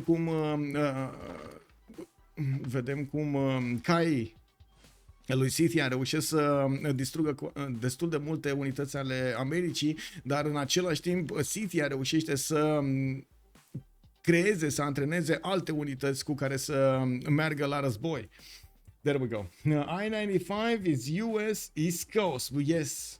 But I think the question is, does it have limits? That's the question. Does it have limits? Also, all triangle video looks good when stationary. Some light stuttering when moving the screen. Oh, wait, is it? Let me actually. I see what you mean. I see what you mean. Let me actually move it around a bit and see if the codec is at fault here. But I don't think so. No, doesn't look like the codec is at fault. Checking settings. Should be the normal ones. No, I guess I'm gonna try to not move around as much. The stream looks normal to me. Okay, Jargonat, hello there, sir. It's the drugs. It's the drugs. No, well, I hope it's not, actually. I hope it's not. Kick W. It is what it is. Anyway, we do have to take a look here. Hazagi, Monumentality Golden. She is starting to buy out builders from his cities, and of course, he's putting quite a bit more pressure on his opponent. We do have one of his sources withstanding multiple attacks, and it looks like Scythia also has a warrior with the ability to feast on a trader. I'm pretty sure America is going to try to shift that enter out, and let's actually see if the trader, the princess, makes it out. Yes, she does. Now we do have Hazagi here still with a decent amount of health on that. He did pillage the campus of his opponent, putting Kyber down to 10 signs with only 11 culture. Walls are going up in New Orleans. We do have the Scythian units getting attacked. One of his sources taken down with another one that's just going to take his place. Yeah, we don't. Yeah, there we go. Like so many units. 12 faith turn for Hazagi. He stopped kind of putting down his kurgans, but he has a strong base to work with at the moment and chopping as many units out as possible. It kind of looks like at the moment America, even if he gets his ancient walls, he's getting his victor, he's slowly going to get overwhelmed by the sheer amount of units that Scythia is putting forward. He did lose a few. I gotta say there were a few more Sakahor archers than we are seeing right here, and it looks like he's not really careful with them. He wanted to go for the splash. Well, he got the splash, and now he needs to deal with the boof. We do have Tokugawa with 11 science and 21 culture on the Penbash and Voice Golden Age, 5 cities strong, getting his markets out, and I do see Gavron Plaza is still with no specializing building of choice. He does have an opponent to the east side, Sandro Games, which is not that far, not that close from him. He's across the pond, and I think the biggest question is, will we see a disembarkment attack against Georgia from Tiritz? Sprig did go for Penbash and Voice Golden Age. She's getting pillaged here by Kree, and I do see archers are coming around to help push back that Okchitao. And yes, we do have Ancestral Hall in 2 turns from the city of Rakedet, while he's gonna get a theater square between that temple of what is that? It's Temple of Artemis, right? That is Temple of Artemis, and his Etemenanki. Temple of Artemis actually placed there. It's gonna give him so many amenities. Looks like okay, we got the horses of Scythia making another win. It looks like the Saka horse archer might be taken down if that horse looks nasty at him, while we do have Scythia starting to get 3 tiles around that, the 4 tiles around that city center. He does need to deal the damage against the walls, and that at the moment is a bit of a problem. With 4 more horses, 5 more horses coming in, and more chops also available for Scythia, it looks like he might be out spamming Kyber here when it comes to those units. We're going to need to see if he's going to get some economic help from his teammates, because this is the moment to ring that bell to get the gold in for extra support. We got also Ben with 12 science and 22 culture. He's in a monumentality golden age, starting to make 26 faith at 10 with his 2 holy sites, a Gavron Plaza and Ancestral Hall finished. He did get the city of Anthion to the east, that's towards Tokugawa there. That's his friend, it's fine. And I do see him getting more trade routes from Kume. Wait, did he lose a trade route, or did he actually get an extra trade route from whatever? I think he lost a trader, or he never built it. Yeah, he never built a trader. He never built it. Anyway, we do have quite a few builders coming around. He did manage to secure a lot of them built, and yes, he's gonna get more of these holy sites to work that work ethic. That actually is quite a viable strategy here for him to get a lot of production much quicker on Rome. Well, we do have Sandro Games also with a Monumentality Golden Age, and looking at his cities, he's still on 3, getting his audience chamber, and I do notice he's putting down some campuses next to his holy sites, and that doesn't look good. Choral music, pilgrimage, and crusade from Byzantium, but he never got oh my god, Sandro Games never got a religion. He doesn't need it, does he? Well, we do have Scythia here, getting more units around America. Neither of them have the ability to actually get general at the moment. We do have an encampment in Pokrovka, and I think we did see Japan putting the general card on, and not Scythia, which is kind of, well, I guess it is what it is. This city can still fall. I'm pretty sure the horses will have enough strength to keep on bouncing their heads against the city's walls and take it down slowly but surely. I'm pretty sure also we're not gonna see yeah, there we go. He's just taking them down. Did we see the wall attack? Because I guess it's a question for the Saka horse archer, if he just nibbles on that wall and gets his promotion off, or is he gonna be scared of it? We might actually see Sasaki try to do the last move here, and I'm pretty sure he actually needs to get also more reinforcements in the south to start pouring through the American territory. We do have also FKDN, Monumentality Golden Age, 4 cities strong, pyramids getting into that random one-tile desert, and I do see he's getting another holy site in there. He does have Earth Goddess, a lot of face generated, trade route towards Candy, and we do have him with the 5th settler coming out from Nicomedia, building up his shrines. He did manage to get choral music with pilgrimage, quite a bit of extra faith from his city centers, while right now he's on 50 faith at 10, 14 science, 20 culture. He does have 18 gold per turn with 45 production. Not bad at the moment. He did also get the Stonehenge in his capital for that 3rd belief that you can see. Also, he chose Crusade. That isn't that taking a wait. Isn't that taking? Oh, never mind. No. It is what it is. Okay, let's see. Oh, Volcano strikes, and it looks like Scythia did manage to take out another unit of America, while the city of New Orleans is getting the hug of death from the Scythian horses. We got quite a few of them that will start to damage that city center, and by the looks of it, his horse that did manage to take out another horse from America, he's just standing alive, and he can keep on, oh my god, he can keep on getting more there. Well, we do have new horses coming in. I'm pretty sure they need to swap places over there so he can get them into his city centers. And there we go. Hazagi buys a general. Wait. WTF, bro. Did he actually get he chopped a general? He chopped a general so fast, man. We didn't even get to see it. Oh my god. That was fast. Anyway, I guess advantages. Tomer is here. He's going to have an extra +5 on his units, and that's definitely going to help him out against America. We do need to see if he has enough units to keep on pushing, and I do notice the Scythian Saka horse archer did actually manage to get that in. Ranger Mark, hello there, sir, and welcome. US, woo. Yeah, did he build Artemis, or does Artemis get from pastures? What? Bro went to pillage one tile and got destroyed after. Yeah, he did, man. He did. Getting greedy, not a good thing in these games. Well, let's actually see how things are gonna appear over here on the other side. We do need to take a look at Darius as well, not only on Kyber. Kyber here is kind of stuck. He's going to need a lot more units, and it does seem like at the moment Scythia is putting quite a few more units against him. We do see another one of these horses is going to be taken down, while while Hazagi still has a bit of a problem with his ranged units. He's using a lot of these horses, and he doesn't have a general right now on the front line to give him that extra strength. There we go. He just got one. But he also needs to get this one. There we go. Right next to the city of New Orleans. Full strength horse dealing the damage against New Orleans with 3 ranged units. Is putting that wall, quite a bit of pressure on the wall. And you can see his horses are managing to take out the American units. And we might actually see the sacrifice. The great sacrifice of the Hazagian horse. Deal the damage, his final breath against New Orleans and take down the walls.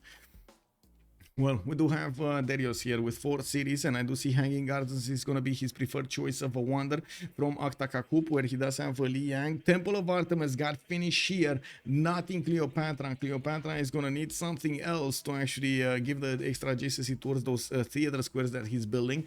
While I do see Magnus in the capital, well, he's getting some more markets for those trade routes. We do have more markets also coming up from Crete. Darius is doing a very good job of getting the necessary gold that his team needs. He's on 49 gold a turn right now with 69 production versus well, I guess next to him is Sprig, 21 science, 30 culture and 63 production, while only making 25 gold a turn. We do have commercial hub investments also coming around from him. Looks like he's eyeballing some of these merchants, and one of the next ones was Coleus. He passed on that. No, he's not, he didn't actually achieve the necessary points for it.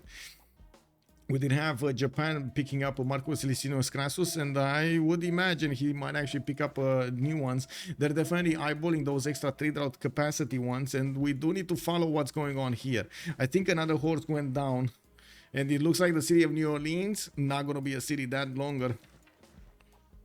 Let's see what's going on. Let's see how he's going to try to push this. Well, that wall is not there. That wall just disappeared. Wait, he just gave him enough to actually take over the city and take out a unit? If he moves out his horse from there, this city is going to be very, very easy to take over. And I'm pretty sure he could actually, he should be doing the damage with 2 horses and take it over. While this horse here can do the damage and take this other one also. So it's going to leave America without a city and without a unit. Kick W. I mean, whatever he does, he would have lost a unit, but harder. Anyway, we do have new horses, another 3 horses coming around from the cities of Scythia, and I do notice he is still 30 faith a turn, while he's making 14 a turn right now. He's sending a horse to the northwest, wants to see what's happening here in the Greece territory. I wanted Sandro to bop, but I'm satisfied with Kyber. Bad Abraham pick being bop too. I mean, we've seen Kyber before on Abraham, and he did quite well, but he never actually needed to defend against an extremely aggressive Scythia. And I think right now we basically hear Salty Capybara cheering in the background. Hazagi! Hazagi! Doing those chants over there. Yeah. Am I right? It is what it is, man. Now let's actually take a look over here. We got Japan with his next settlers coming up. He's gonna go for audience chamber, and I gotta say this is only 1 settler. While he's gonna get his next commercials, they were fighting for these merchants, and it looks like they're all passing them. We're down to 16 points for Coleus. Nobody wants Coleus. What? Nobody wants Coleus. New Orleans got taken down. Horsey got taken down. America is in trouble. We got another horse. Oh my god, Hazagi, bro. Man, he clicked that horse before the horse even got there. The Jimblo, thank you so much for the follow. Hola, hello there, sir. Bonsoir, monsieur. Bienvenue. This is unbelievable. I gotta say, Hazagi over here, man. He totally smelled where Kyber is gonna send that settler. It is what it is. We got the Saka horse actually in New Orleans getting in there, and I'm pretty sure he's gonna start eating away the American units. Still no general here for America, even though he's trying hard to get the encampment training project in 4 turns. Oh my god, this builder is lazy. It is what it is, man. We do need to see, oh my god, guys, he's already going heavy chariots. He's actually pre-building knights already, while America is still fighting in the mud with sand and stone. This guy is getting steel and iron, and we got America fighting with sticks and stones, man. I mean, I'm pretty sure Kyber over here will need to amp up his game a little bit, and I gotta say, Scythia actually has enough forces to send to Zanzibar at the same time as attacking his opponent and taking over cities. Anyway, now we do need to take a look at all of the other ones, right? We got America here, Pen Prussian Voice. Darius did go for a Pen Prussian Voice on Cree. Looks like in the Eels tab, we don't really have anybody running away with stats, but I gotta say, we do have a bit more science on La Pegre, which at the moment, you know, it's still the beginning of the game. They are still settling down their bonuses there and putting down the districts and cities. There is a significant advantage when it comes to the production of La Pegre. On the left side, we got the Tirit, Sprig, and Ben with more than 70 production, while on the other side, we got 3 nations on 50, 1 on 80, and 1 on 29. America over here is losing his ability to withstand attacks from Scythia, a city at a time. 069, 069, hello there, sir, and welcome. Casimir, is it time for a safety settler? I think it is. I think it is, because America, I mean, I'm pretty sure he learned the first lesson that walls don't do anything against Scythia. It just annoys him. Like, really, it just annoys Hazagi. They don't do anything. He needs horses, he needs more units, he needs archers, he needs spearmen, he needs anything that could actually attack back against these units. While these ancient walls are not gonna cut it. Well, we do have Ben from the north getting his 246 cities. He didn't manage to get new settlers out in the production queues, and I do see his 7th city is also going to be settled soon, while another 2 will put him on 9. We do have him with a lot of economy also starting to be appearing here, since he's going to go for commercials. I'm pretty sure he's going to get those trade routes, and we do need to see what Japan's strategy will be, if he's ever going to attack Sandro Games and take out his sim over here, since Sandro is starting to get 24 science and 30 culture, building up his library count to get that extra science in. Aryabhata, the next one, not really a cool one, not gonna lie. Hypatia is not here. We don't have the cool guy in, so we're gonna need to kill get somebody else here. We got Coleus here, also in the Great Merchants. That just is no. Can you imagine this guy, man? I can't even imagine what's going on through Coleus's mind right now. Nobody was my faith. No, nobody wants my luxury resource, bro. I give you the biggest banana. Yes, I give you the best tile ever. I give you cocoa. You want cocoa? I give you cocoa. You want ivory? I give you ivory. I mean, come on, man. What do you want from me? And it looks like we might end up picking it as a spectator, because nobody else is making great merchant points, and Cree, Japan, and Egypt just don't want to handle him. And we got Washington here also getting the horses around it. Looks like the last horse of America.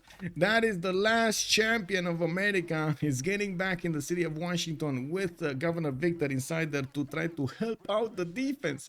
Wait, no Pingala? Where's science, bro?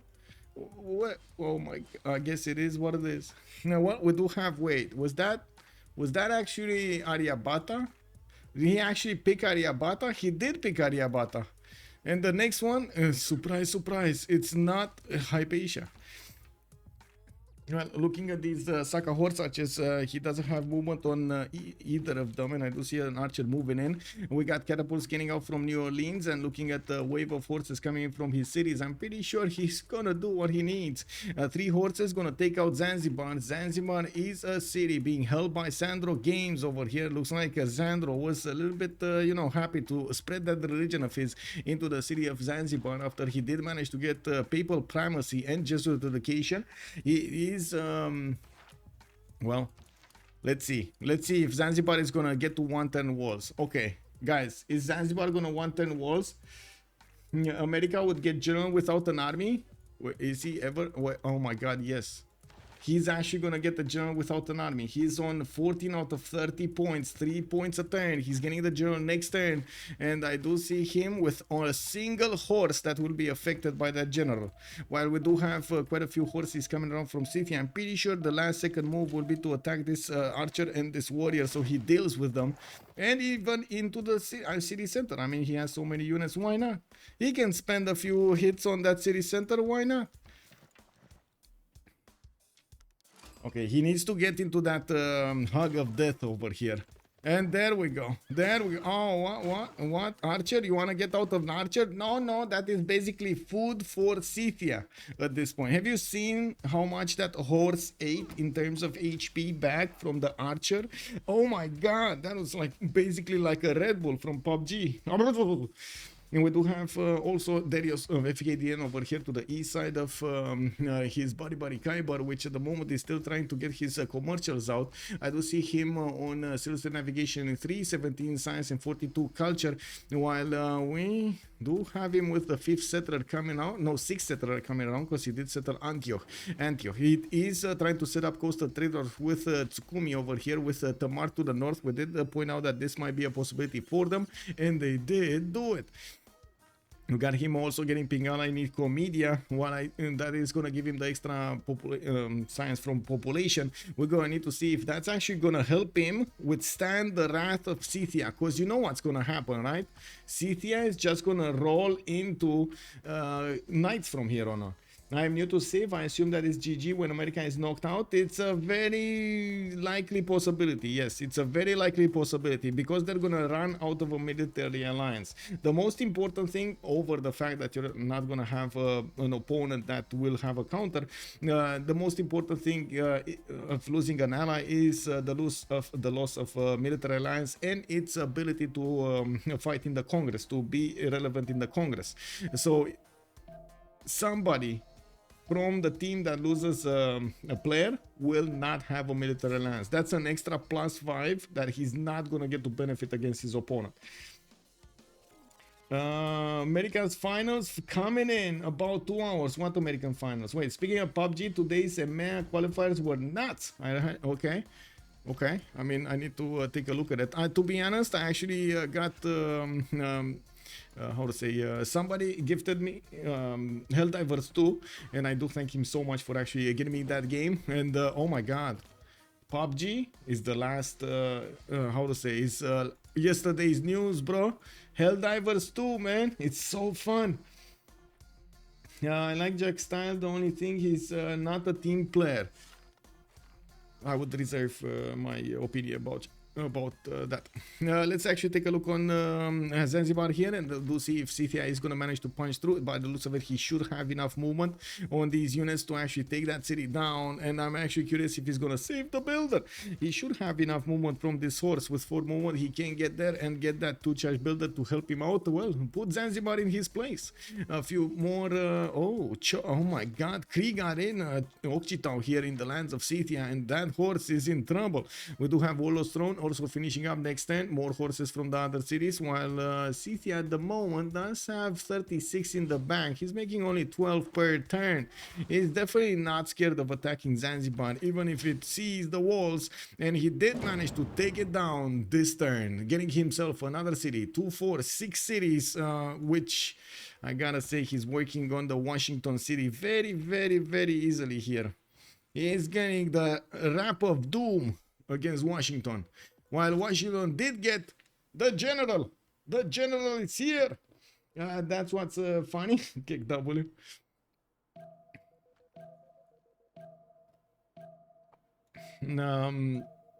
Okay, we don't have libraries coming up from Japan. We didn't have Hypatia still appear, while Coleus is still being left in a corner. Georgia starting to make a few great merchant points for him. We're going to need to see if he's going to get that extra amenity in there. Maybe he will actually find the bananas very good, you know. It is what it is. Choco bananas, always good, man. You gotta get them. And I do see more horses from... Oh my god. Look how many units he has, man. 310s for Catapult. He's just putting the damage from the Saka horse archers and his archer against the city center and pillaging what he can from the lands of Washington. Everything that got improved there. Looks like he also moved his trader 1 city further, so he can actually get the route over here, connecting his capital to his opponent's capital. He's also getting to push back this Dariosian Okchitau, while the units in the north will need to find the target here. That seems like of course Ben is going to be his ally, while on the west side we do have him a bit too long to carry, a little bit too long to actually go anywhere. That's a Sprig, that's his ally, so his only option is gonna be to actually put them back here.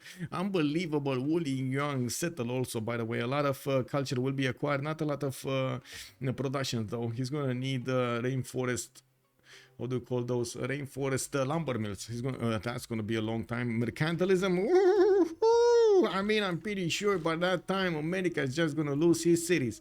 We don't have a safety settler or either coming out from America, and unfortunately Kyber over here does seem like he's gonna have a bit of a painful road ahead of him. We do need to see if Byzantium is gonna jump to his aid when with those tank bombs. Right now FKDN is apprenticeship in 3 turns, feudalism in 4, and he's getting a wave of horses with some temples. He's definitely aware that he's gonna be next on the chopping block, with Hazaki getting only 16 science and 20 culture, but getting cities and getting his infrastructure solely built. We're gonna need to see on what kind of timing is he gonna have against FKDN, because it seems like, well, the city of America is barely holding on to its health. I think Hazagi just ran out of patience. Yeah, I think he just ran out of patience. And we do have quite a few of these horses actually with promotions on them, especially this one who needs to be upgraded immediately, promoted immediately. Well, Washington taking hits, new horse coming in. There we go. He's getting the damage in, resupplying them, putting them in the city center, so he pops the best heal, while he did manage to do more damage against the city center, keeping it under siege, not allowing any one of those citizens to get out of there. Is he actually getting a humanitarian line there? I don't know. We'll see. Now we do have to see also campus research projects. Wait, is that actually a Hypatia? Is that actually somebody trying to get Hypatia here? Wow, America actually in the face of danger. He's trying to help out his teammates getting Hypatia or getting one of these scientists recruited so they can get Hypatia. Well, that's also it is what it is. Japan campus is down, Great Library down, holy sites from Fukuoka. We do have aqueducts also getting in Osaka here, and I do see this Tokyo campus is a +3. It would have been a +3 next to the mountains either way anyway. While Tokyo is only 7 population right now, we do need to see what is how fast he's gonna go to the next ones. Only has fish tart there worked, and of course the citrus for the extra food, while the other ones will lack quite a bit of food there. A lot more production, less food. Georgia is starting to get 48 science and 40 culture, definitely a strong result. Not as strong as Tokugawa. It seems like Tokugawa is haunting him in every game here. We do have a little bit better everything on Tokugawa than Sandro Games has. A little bit better science, 50 over 48. A little bit better culture. Well, this is a little bit more than better. 58 versus 59 versus 40. Tirit, 61 gold versus 16. Tirit, 6 faith. He's only making 6 faith on Tokugawa. Sandro is 97. I mean, definitely big monsters, eh? And while we do have 84 production on Sandro, well, Tirit is on 106. Let's actually see what's going on here. Swordsman coming in. He has a spot to place. Oh, wait. Did he actually... Wow, put him back. The general. It looks like Hazagi is going to need to wait a little bit longer. That city is going to get to pop the heals, and there is a possibility that he's going to lose another horse. Oh, no, actually, it survived somehow. And anyway, that's another unit killed, and I do see Hazagi is just moving around his units here and scrambling them. We do have him needing to repair a few of them and get new ones, while his capital is going to come out next turn. He's gonna have the ability to directly shoot Washington. This is gonna be the fastest catapult attack I have ever seen. He just gets out of the city, boom, attacks Washington. Easy peasy. Now we do have Byzantium also moving to the north with a few settlers, getting those horses to actually escort his settle towards the north. He might be thinking of taking Antananarivo and creeping closer to Tirits's land towards the north of that settle. We do have him also building up his economy, settling towards the south. Did get pyramids for the extra builder and the builder charges, and has actually quite a bit of how to say quite a bit of faith generation here on him. 116 faith is definitely strong. 70 production with that as well. Only 20 science and 58 culture, but I guess, you know, it is what it is. He needs to get to tag once. Now we got also the two seeming nations getting quite close to each other here. They're starting to touch borders and some tension is being created. We do have Egypt putting down horses towards the southwest and the west side, while in the meantime he's getting his tiles upgraded in the city centers, using his government plaza for some adjacency towards campuses, and getting his commercials out for the economy. 53 science, 52 culture, 48 gold, and 139 production. That's actually the most production in the game right now. Okay, is this gonna be another sneaky lap? Oh, yeah, it is. That horseman, it really wanted to do the damage. And let's see the catapult, just walking in, no care in the world, walking out of that city center and walking in Washington's borders. Okay, general, back up. Movement, there we go. Washington, bam. Taken out. I think he needs to sacrifice a few horses. It is what it is, you know. He did it. He actually did it. That city center is being taken down. Is there a settler, safety settler somewhere? Wait, or more ancient walls? Ooh, yeah, that seems terrible, man. Apadana getting out. I guess he wants to do some damage here on the land. He's still gonna give a very good campus. He's still gonna give quite a few improved tiles already, right? The horses and the gypsum, that's pretty good anyway. He has ivory tiles there to the northwest, can't take them down. He didn't improve the second one though. Anyway, now we do have Citya here, definitely needing to step up his game in the simming position. I would imagine he might actually try to follow up this attack up with more simming before he's gonna get his knights, and of course prepare for a possible attack from Byzantium. It does look like he's kind of, you know, simming over here, but right now I do see him going for bronze and feudalism, so we might actually see him get some encampments down. We're gonna need to see if he's gonna manage to get a general for those tagmas, and what is he gonna do with the hippodromes. Looking at the Rome is massive. Rome is a massive. His stats are not really representative of his potential here. He has 2, 4, 6, 8, 9 cities already, getting his Mahabharata temple from Kume, and I'm pretty sure he has an army of builders just running around. He's gonna get his divine item too, and I would imagine he already has feudalism bonus on all of these builders, getting those extra 2 charges. I do see one that's 4, so I'm pretty sure that's correct. We do have him getting more traders for the extra gold. Right now, 129 production, 74 faith a turn, and 38 gold a turn. And while he's watching from the north what's going on here in America's territory, he is realizing his ally is breaching through the defenses and will have one less worry in the game. If I gotta say, this is Rome any victory waiting room basically. Because if Scythia gets the mantle of defending Byzantium, and he will probably gonna defend Byzantium, Tokugawa is never gonna get pushed by Tamar. Let's be honest about this. He's never gonna get pushed by Tamar here. And then on the west side, we got the biggest one of them all, Sprig over here on the west. He's definitely gonna hold Darius down and will not allow him to pass this awesomeness of mountain range to get to Rome. This is gonna be a major problem for them. The plains will have a problem with that. Anyway, America trying to defend, plug the chokes, not allow these Scythian units to get in, and of course Washington is going to need to, what I should say, Scythia is going to need to force his way towards those units. We do have a few Saka horse archers also needing their promotions, moving forward so they can do the damage, eat their opponent's health, while I do see campuses are finally starting to get out from Hazagi centers. He's getting the libraries in, you know, casually adding more science points, one on top of the other. While we do have all of the early generals being picked off, I do see Cleopatra did manage to recruit Hypatia. That's going to give him an extra library and an extra science point on each of his libraries, and putting him up to 57 science and 62 culture. Well, after the demise of the American Empire, Khyber is only down to 7 science and 13 culture. We do have FKDN with 22 and 61, while Darius is on 35 and 46. Sandro is on 47 and 42. That seemed like at the moment Tokugawa and Sprig and Ben are kind of running away with the game. Wait, what did you say? I think America could retake the city instantly. Not really. He couldn't. He definitely couldn't.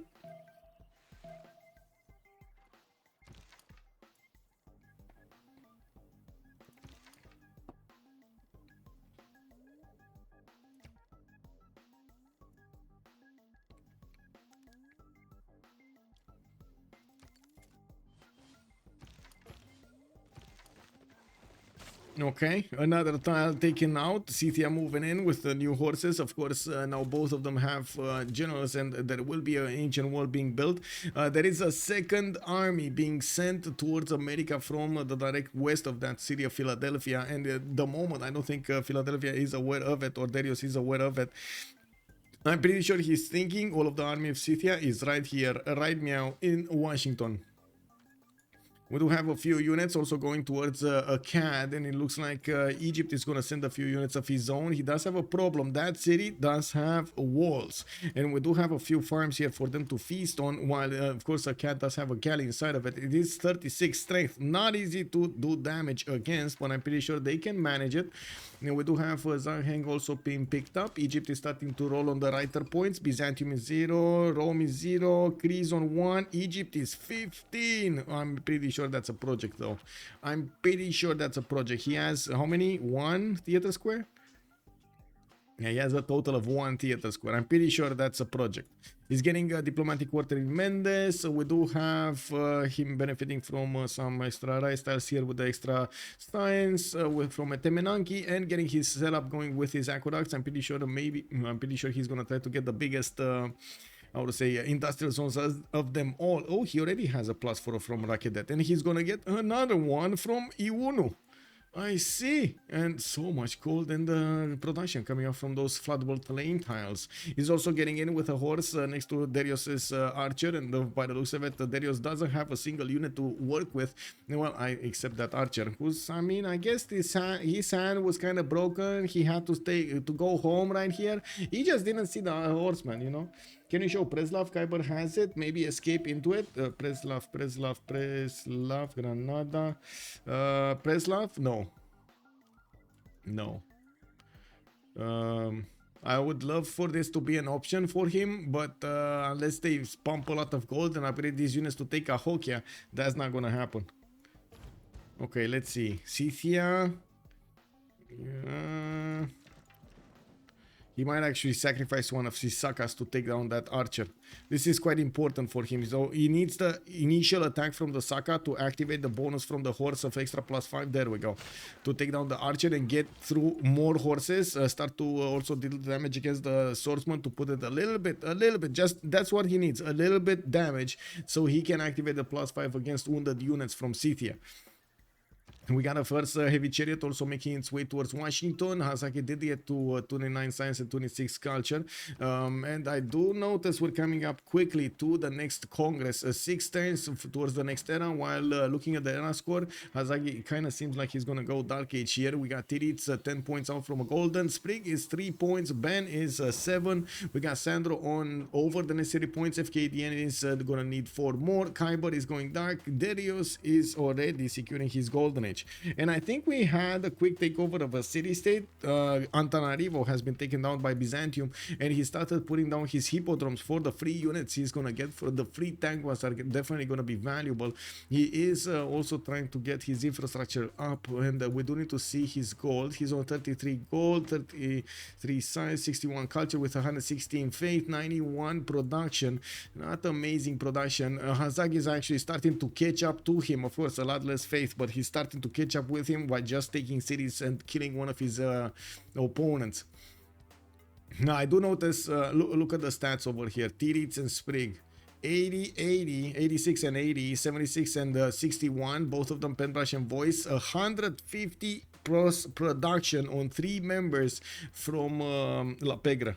I think these boys came prepared. They really came prepared. Let's see what's going on here. Okay.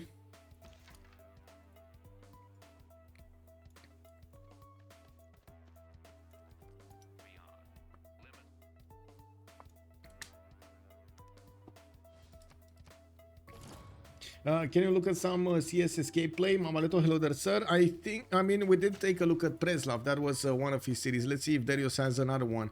Only has Preslav. And Preslav, unless they actually get, how much is it? I can't click on it.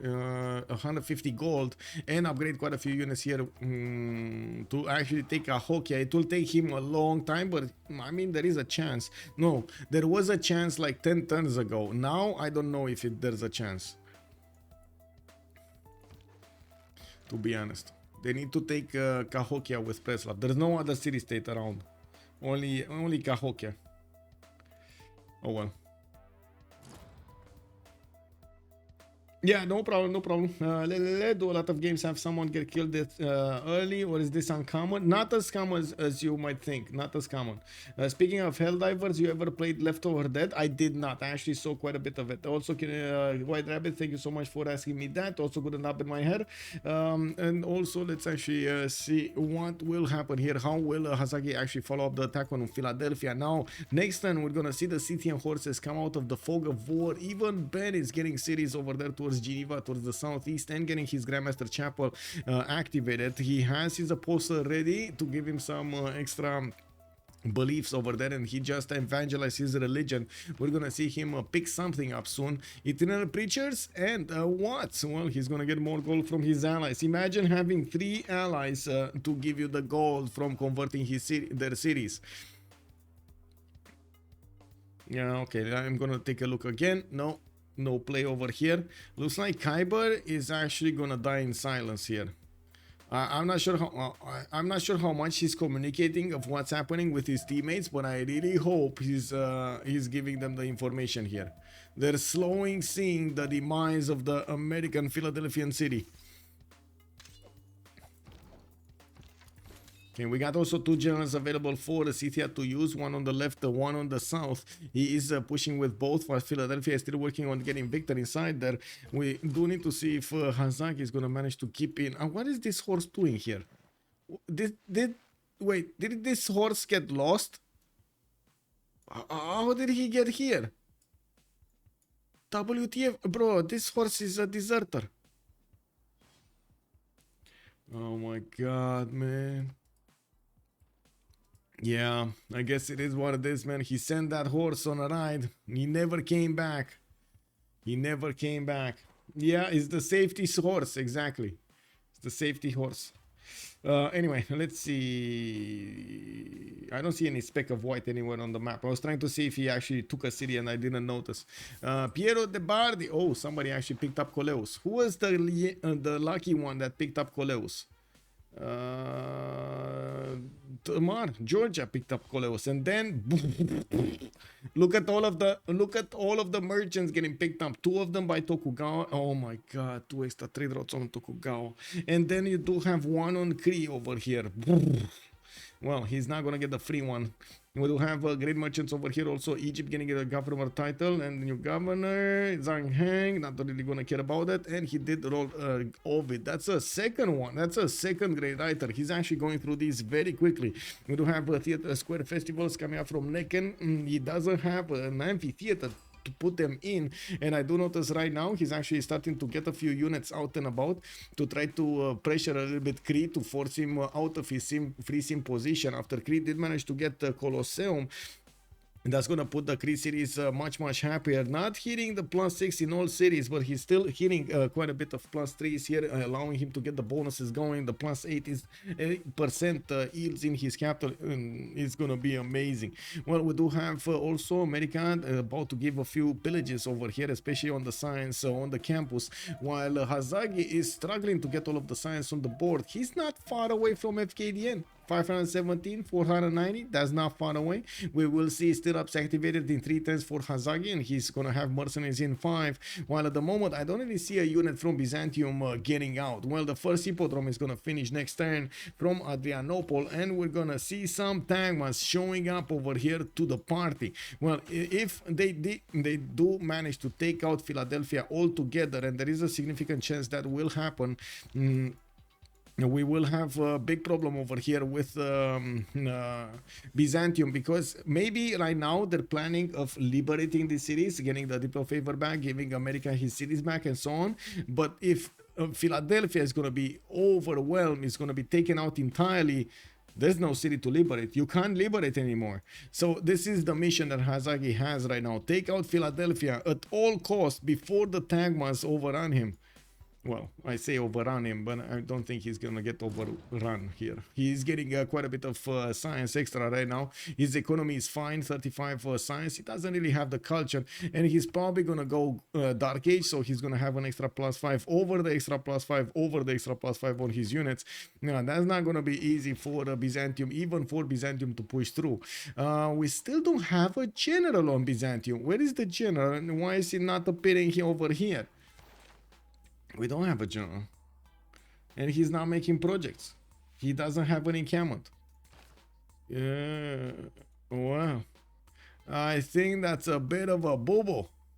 That's gonna be less damage on these Byzantium Tagmas. If they would have had a chance before, I'm not sure if they have a chance after. 57 against the 54 horse. I'm pretty sure the knight will be quite a bit harder than the horse. A cat has been defeated. Looks like Cleopatra is going to get another city center. The Knights of Scythia will get the mission to keep on going towards Crete. And oh my god, man, this is going to be beautiful. If he does manage to upgrade courses over here somewhere in the lands of Egypt and just send them towards the south of Wapma Gostui, he's going to get to hit the main cities of Crete. And Greece just not going to do anything about it. We got a little bit of pressure from Egypt moving from the city of Ses and Apu. While I do see there are only two defenders here, a horseman and a spearman sitting in a tree next to another horse. We do need to see if they're going to manage to put up the defense. Okay, I do notice Scythia is not really spending his strength against the city of Philadelphia. I would imagine Khyber did try to put bastions in there. Yeah, there we go for the extra city defense, making it extremely hard for just horses to push through. And I do notice from the north we do have some Roman units also getting out of that choke point, but it's only a single knight getting out there. Looking at the city states, we do have Sandro keeping both science city states, and then wait, guys, okay. I'm gonna keep the tab here. American horse going for candy. Wait, he's going for candy. Candy over here. Okay, I mean that's kind of far, but I guess it is his only chance if his ally is actually gonna be helping him deal the damage. But I see the Tagmas are going west, so I think this is like I guess I don't know. I guess I don't know. I don't want to say it. I don't know. Okay, I have another question, guys. Okay, Sandro managed to secure Geneva and Taruga, both science city states. Question is, do they have the biggest science in the game? Yes or no? Maybe looking for wandering settlers. Yeah. Yes or no answer. Do they have the biggest science? No. Okay, let's see. Yields. Oh, not bad. I mean, Sandro Games is 96. He's kind of third. He's not top there, but still, Tiritz and Sprig do have more than him. It looks like we do have more production capabilities coming out from Tiritz, 215. Wait a second. Is he starting to get double the amount of production of Sandro? Sprig definitely getting a bit more than Darius, not to mention the science and the culture is quite a bit stronger, but the economy is not as strong. We do have him with a little bit less food also. Now, while FKDN 117 production with 150 food, well, we do have him a very I would say it's the same production capabilities of Hazagi. If you take into I would say about the same of Hazagi, while we do have Ben significantly stronger in the production screen with the faith generation. And like I said, Ben right now is basically under the radar. He settled so many cities with Ancestral Hall, is getting his watts from everywhere. That's 3 signs for each of these cities, not even taking into account the campus, the library, the university that will get in there. So I'm pretty sure he's gonna start exploding with the science soon. And in the meantime, we do have Scythia just wanting to clean up everything here. He does have more catapults coming in. He's doing the damage against that one encampment, and now he's about to take out the walls. No, still not about to take out the walls. Keeping Philadelphia under siege, not able to actually do the final damage against it. We did have Hazagi go for stirrups, but I haven't seen a single knight around here, and I do want to check. Yeah, he does have knight upgrade. It's just a matter of getting his cards in and try to get the half cost Austin. Spending 140 points does seem like a bit too much. Looks like the Tagmas, Military Alliance, combat strength from the taxi straight. We do have Scythia getting his bonus there, but he might lose that horse because of it, because of the attack. While I'm pretty sure Hazaki is going to want crossbows, he's definitely going to want to go for his castle's technology, so he can discover courses as well. Looks like, of course, printing might be his first choice of a weapon here. Getting that extra diplomatic visibility over his opponent is still gonna be amazing. Geneva looks like he's gonna get 2 tapped over here. Rome is gonna take it and gonna get his 10th and 11th city as well. Guys, this is just, yeah.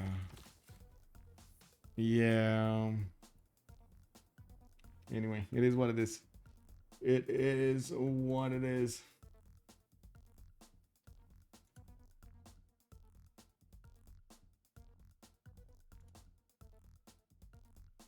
Okay, 3 turns from Grandmaster Chapel. We do have Byzantium managing to get Bassa right there, and I think that's one of the first ones.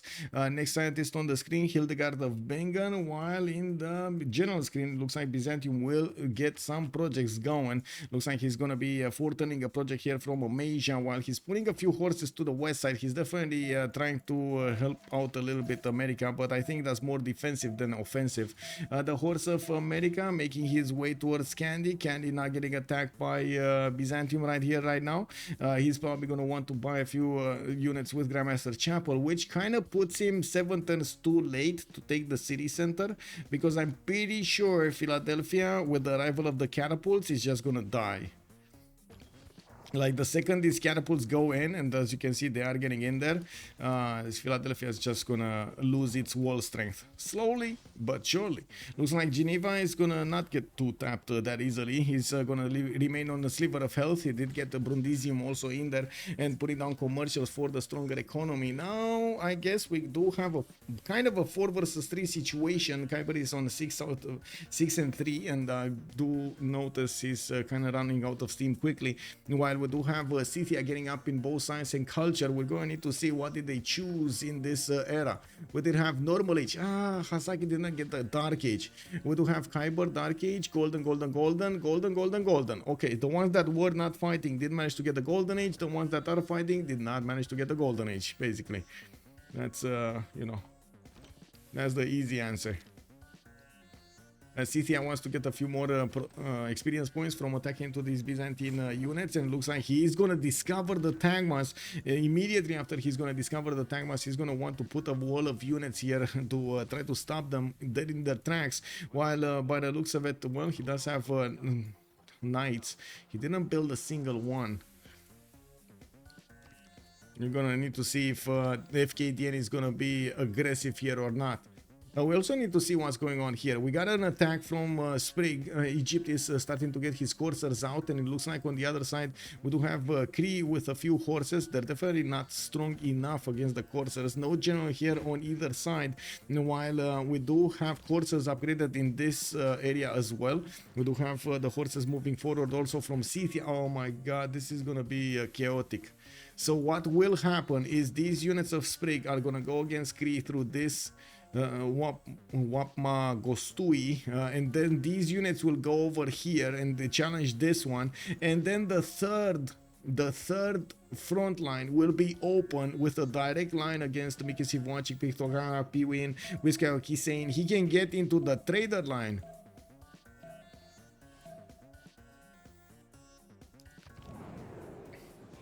Well, we do have Congress here to go through. Let me actually fix the Congress with Malm, and we're gonna have 2 minutes as a pause.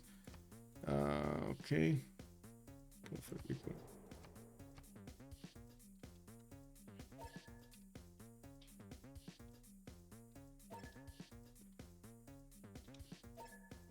Okay.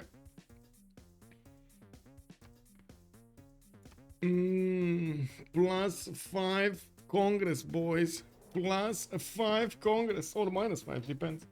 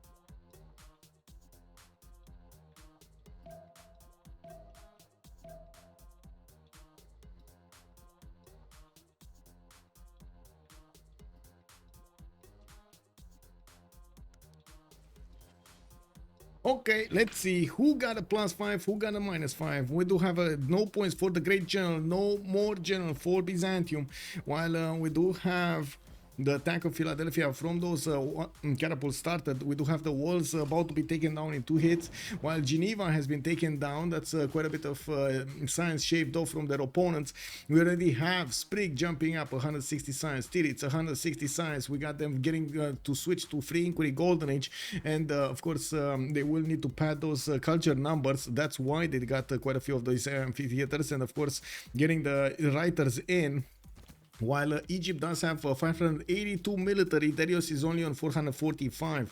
Machinery coming up next turn from Darius. He does have courses of his own, and we do have the attack started over here. -5 resolution. It's for the light calves. That is quite a problem actually, especially for the. Well, I guess it is what it is. Especially for the coursers. Neither of them will have an advantage here. Both units are actually lower than normal. Both armies, I mean. We got Rome getting his Diplo, and that makes sense. He's gonna have first of all Mahabali Temple extra 2. He just got another 3. He's on 6 out of 20, and he has the ability to go for Statue of Liberty if he wants to in the Mediterranean Sea or on the east side, where he does have easy places to go and get that harbor in. Did he build a commercial from here? No, he didn't. Or this is the commercial from there. Is this from Antium?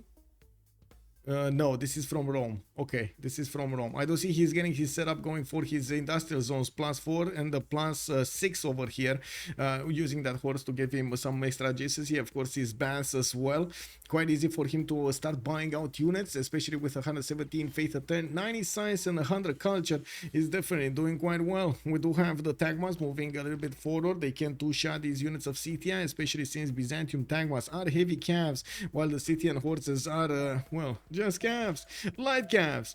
We do have to see if Scythia is going to have the willpower and the means to get the units in Washington to defend himself against Byzantium. And I gotta say, even if Byzantium is actually going to want to do that, because in the meantime, I'm actually thinking Candy, it might be quite juicy for him. He can do so much damage against the city of Candy with those Tagmas attacking into the walls. But actually, looks like Candy is plugging in the chokes, doesn't let him go there.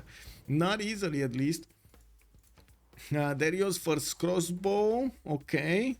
We got Egypt without that many units, while Scythia did not get to upgrade his coursers. He just got machinery, and I do see him going for divine right, while Hazaki is just moving around these horses randomly. I don't really see a plan. We do have Sprig also getting his coursers next to the borders of Kree. Kree forced to upgrade most of his units. We do have Kree here with 83 science and 122 culture, keeping on in the Penbrush and Voice Golden Age, FKDN Penbrush and Voice Golden Age, Tamar Penbrush and Voice Golden Age. They are finding it very hard to get to the same science level as Tokugawa and Sprig Cleopatra. Rome is just under the radar here like a submarine, 102 science and 104 culture. It looks like the secret weapon is trying to get back into the race, but he's not really managing to overwhelm his opponents. Well, I gotta say, this is a pretty good result for him. Penbrush and Voice Golden Age with 131 science and 84 culture. That's pretty good. New campuses coming around, markets getting out, and of course we're going to need to see if he's going to manage to do something with this.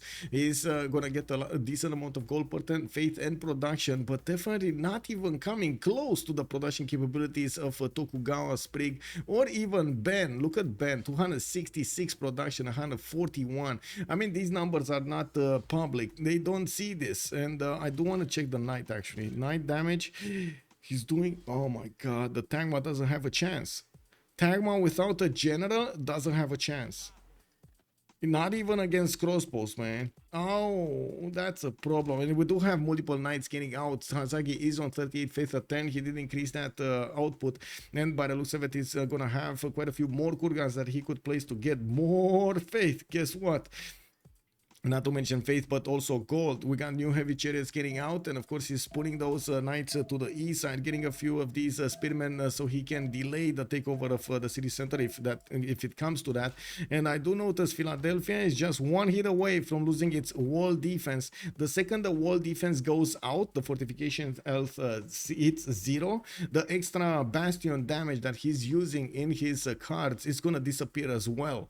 Not to mention the Governor Victor extra bonus, no? I believe even Governor Victor is gonna be like the extra damage. Okay, it's not enough. Not enough to take down the full wall. He's gonna need another attack. Okay, now it's getting in. Yeah, there we go. There we go. There we go. And kind of that's it. I mean, next turn, Philadelphia's down. And these Tagmas were too late. 2 turns too late.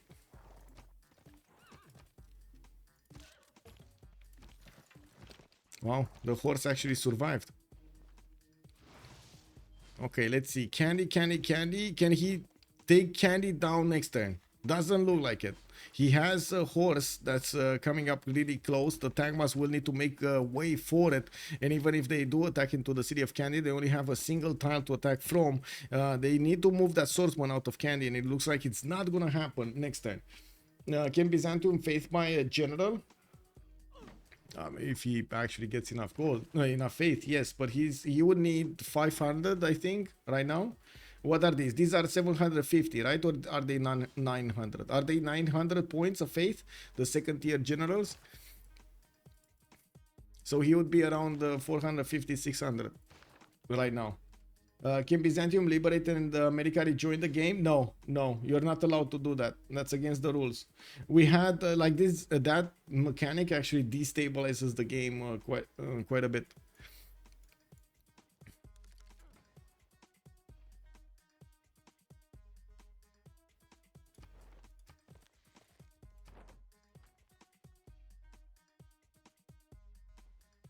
Oh, I see what's going on here. That's very weird.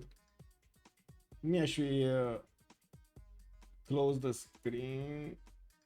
Wait, like this. What is the C6 stream?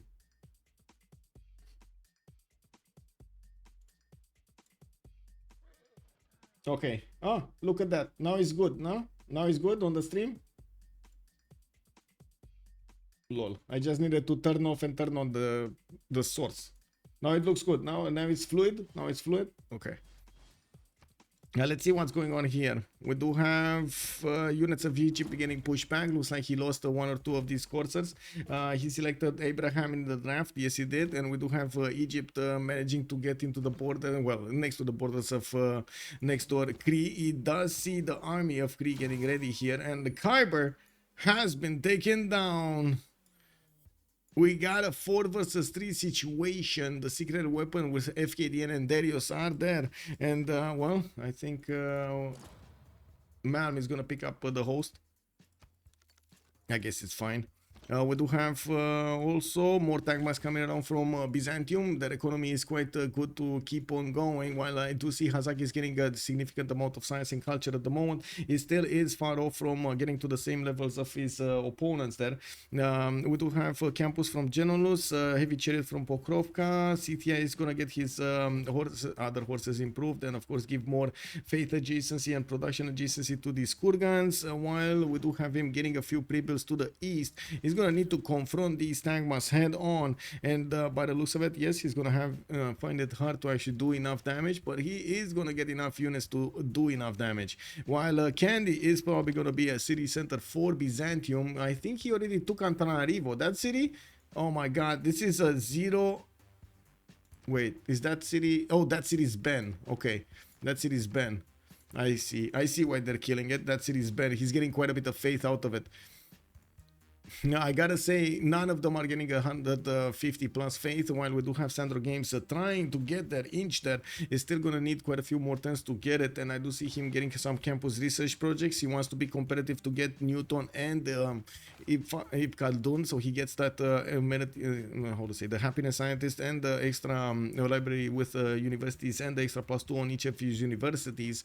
Getting more markets for the economy. He is about to hit 200 production while Darius is on 100. Oh, GG! FKDN calls it out. GG, guys. We got La Pegre winning the day in the gold match from the 4v4 scene. Oh my god. Honestly, I was preparing right here. In my mind, I was thinking, oh, we're gonna have such a long game. But now it looks like this action-packed game. Hazagi went in, punched through the American defenses and got through to the last remaining bastion of America. After that, it was a rolling downhill battle over here to keep the military alliance alive for everybody. Somebody would have left without, and Rome, they couldn't touch Rome. He already had the advantage when it came down to the Diplo victory, and of course that would have meant the world. Let's actually see if they are getting into a post-game chat here.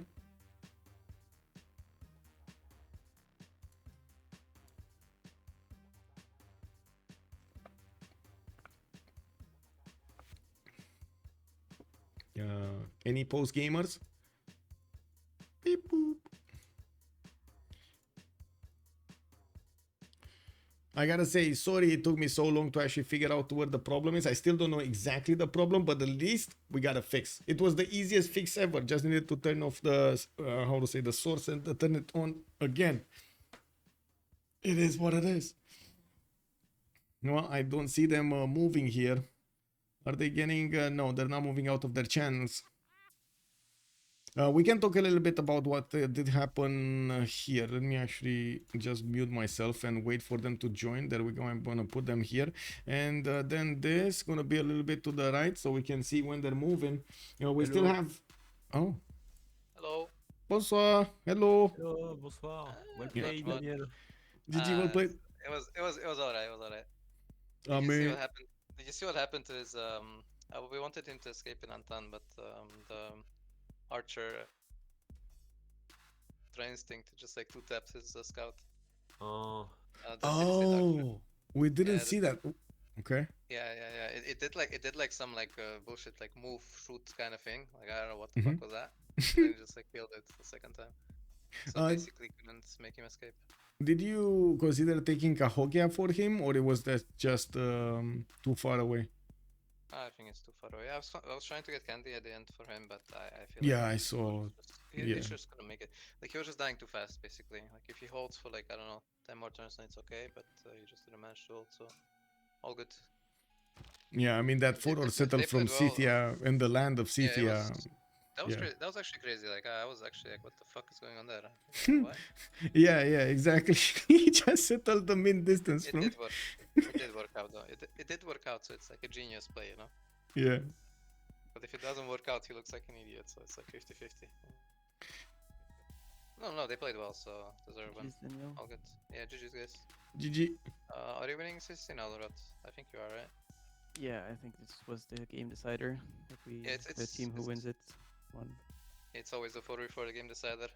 Yeah. It was a great weekend. And they were a little bit ahead from the beginning compared to the last time when you were a little bit ahead. It's mostly because I had some trolls on my team, you know. Ah, yeah. Don't worry, there were some sus players on our team as well. Who was trolling? Man, the Ripper himself, man. You got trolled by the troll master. There was just some like scheduling trolling, you know, like people like don't show up and then suddenly it's like a fucking mess. It's like I don't know. Like my head hurts. Like I'm basically up all weekend playing almost every 4v4 and stuff, and it's just too much. Well, it was quite a run over here. You still managed to acquire 3,000 points. Oh, it's alright. It's alright. As I said, like it came down to the finals. So GG. Oh my god. What the fuck were you cooking? What happened, Sandro? My build on Wait. I gotta ask, Sandro, did you get forced to play Tamar? Did they No. deny you Willingly. Tokugawa? He willingly wanted to play Tamara. I wanted to play Genghis, but they banned it, and I was like, who should I play? Kublai Mongolia or should I play Tamar? Let's pick No Tokugawa. Tokugawa? I mean, like, every city state I used was 20 strength, like getting killed by 1 unit, like, I don't know. Yeah. Yeah, Taruga gets killed by no units because it's too far. No. I mean, No, not Zanzibar was Taruga, making war. Geneva. Geneva got killed by knight, it was 20 strength. Yeah, 2 knights. Yeah, I don't know if you guys saw, but we were trying to get him to escape in Antan, but his scout got killed by some ultra instinct archer that we didn't see from the CS. It was like hidden in the fog. It was like hidden in the fog, and it like appeared. And I was like, "What the fuck just happened?" We were looking at city state used for levies. Yeah. He couldn't escape that way. There was no way. And the second option was Candy, but it was just too late, basically, because he couldn't hold long enough. You bopped him, man. You bopped the shit out of him, I guess. All good, all good. It's Sifia against Lincoln. It's kind of a good matchup. I mean, you had the really good positioning, so. I think he has a really bad one more than I have a really good one. I mean, 3 horses in the cap with another 3 pastures around it. Those kurgans. I mean, everything is so fucking flat, dude. Like, 3 everything was horses. I improved the third on 2 turns ago, I think. Yeah, And, but you second settled on my one. second city. Yeah, I did settle on one. Yeah, you did settle on one. It's actually underneath no your way- capital. Listen, there was like no way for me to help him at all. Like, it was so fucking far, actually. Like, through hills and. Yeah. Maybe it's in trader and you have chariots, you can get Tagma in time, but I think it just dies too fast. By the way, did you realize on the first game we didn't finish our settlers and made extra scouts to scare you? But I think you wanted to probably remap anyways as well, right? It was like a 50-50. I don't know. I don't know if that was like 100% remappable. We had total garbage spawn. I mean, we had like okay spawns. We had like builder hut on Kree and stuff. But the point was that our position, we were not sure about our position because I had like some Pepega Island kind of 7C spawn. It was kind of weird. It's like we're playing lakes and I am surrounded by coast everywhere with no resources. That was, I don't know. So we decided that basically I will have no impact. So there's no point in playing that map. So that's why we remapped. The first map we knew we wanted to remap, we just made extra scouts and didn't finish settlers, so our points look scarier. Okay, I see. I didn't have a settler finished like Tintin.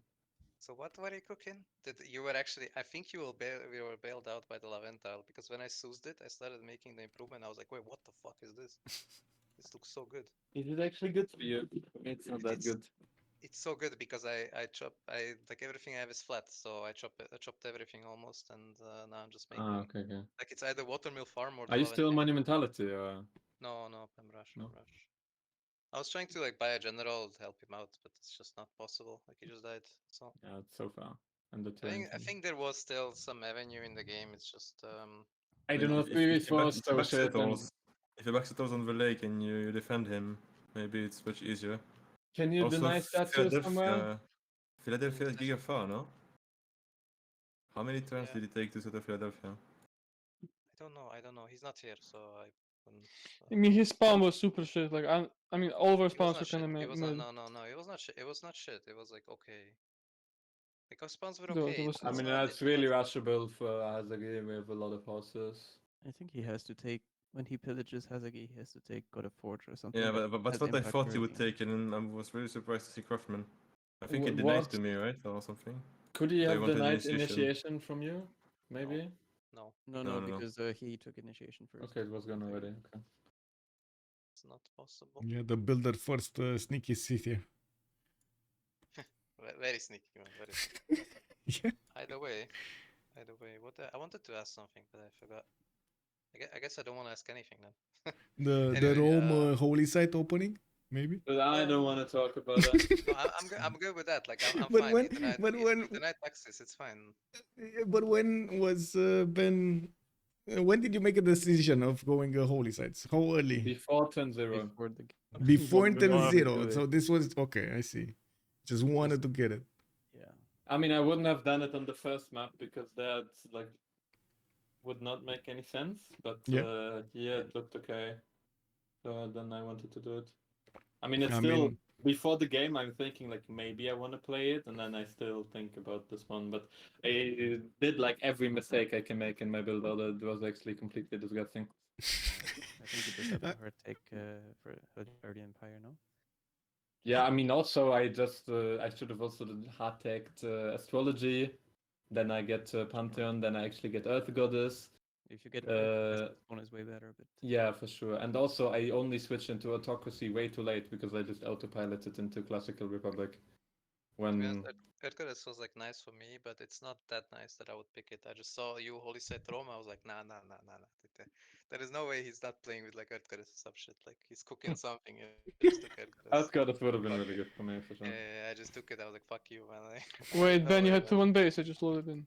Yeah, 2-1 base. Yeah. I mean, but the culture on Rome. So. Oh, Hazagi had the Giga spawn. Yeah, Hazagi spawn was very good. Yes. Spriggan, what happened with your builder first game? I deleted it.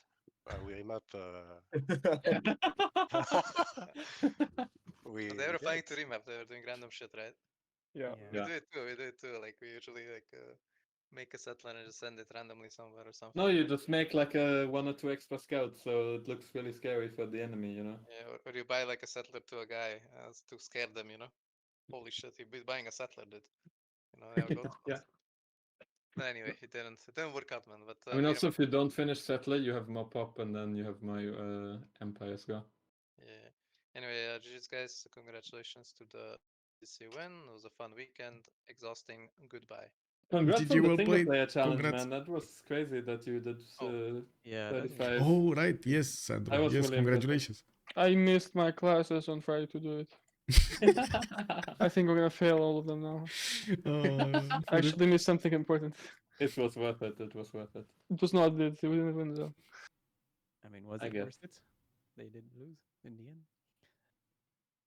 Well, 35 is super impressive. Like I spent a good amount of time. Dude, I was flexing in the chat with 34, like 33. I know. It's always part of the game. You always spread some false information. I thought like other people actually had like 34 some shit. No. I was pretty sure that 35 was possible, but not more than that. I think 34 with the Giga Hyrule is possible, but still, it's hard. If I had time to play today, maybe I could have done 1035. You have to like time, like you pick Free Ink and you activate the boosts, and you have to. Yeah, that makes sense. I picked Free Ink, I got all the boosts, and still 35. So I don't know. I think also going City Patron like you did makes sense, but I only tried Wonder Pantheon. I didn't think about it.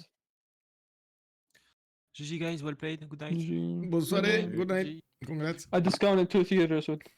So there we have it. We heard from both teams. FK did explain what happened during the game over there at the beginning, why they did remap, and we did see from the other side that La Pegre really wanted to remap this. That's the reason they actually clicked on it really quickly. We did have Hazagi managing to push through America and managing to get his 3 cities. He was defending against Byzantium right now, and of course with the 4 versus 3 situation for La Pegre, they were definitely ahead of their opponents. And we do have the CCC coming to a close. You can actually check out the details. This OneDrive over here, that I do have to thank personally Mamalet over here for giving us all of this. This is amazing. Again, a big shout out to Mamalet for doing all of this. And we do have the final scores that are going to be updated soon if they're not yet already. Let me actually yeah, we do have the final scores. 35-20 points for La Pegre. Plains is 34-80. They are only 40 points between each other with 1 game extra. We do need to see if the Plains are going to end up getting a few more points. Let's see. Tomorrow I'm gonna make a YouTube video, or at least I'm gonna try to make a YouTube video, if not tomorrow, the day after tomorrow, to talk a little bit about what happened in the tournament in the CCC 12. So check out over there YouTube, exclamation mark YouTube on Twitch, or of course if you're there on YouTube, but don't forget to subscribe to the channel to get the notifications for the next videos. Thank you so much for everything, and I do hope you enjoyed the show today, or I should say on all of these 72 hours that we did have in the previous few days for the weekend for the Clan Championship Cup 12. We had the 1v1s, 2v2s, 4v4s right now. We had an anonymous Ironman and an anonymous teamers being played out during the weekend with quite a few amazing gameplays. I'm pretty sure if you want to get some highlights there's definitely quite a few. I do also want to say you can join my Discord to take a look at my schedule. Tomorrow we're gonna have the second game being played between D-Sharks and Last Day Company. In the first one, D-Sharks did manage to win that, and we're gonna need to see if the SEC is gonna bite back. I do want to thank you so much for everything. Much appreciated for the follows, for the likes, for the subscriptions of the channel, the gifts and the bits and everything. Thank you guys. You're basically putting bread on my table. Thank you so much. Let's see each other in the next ones, and I do hope you're gonna be great between now and then, and I do hope you're gonna have a lot of fun with some Civilization 6 content. Bye.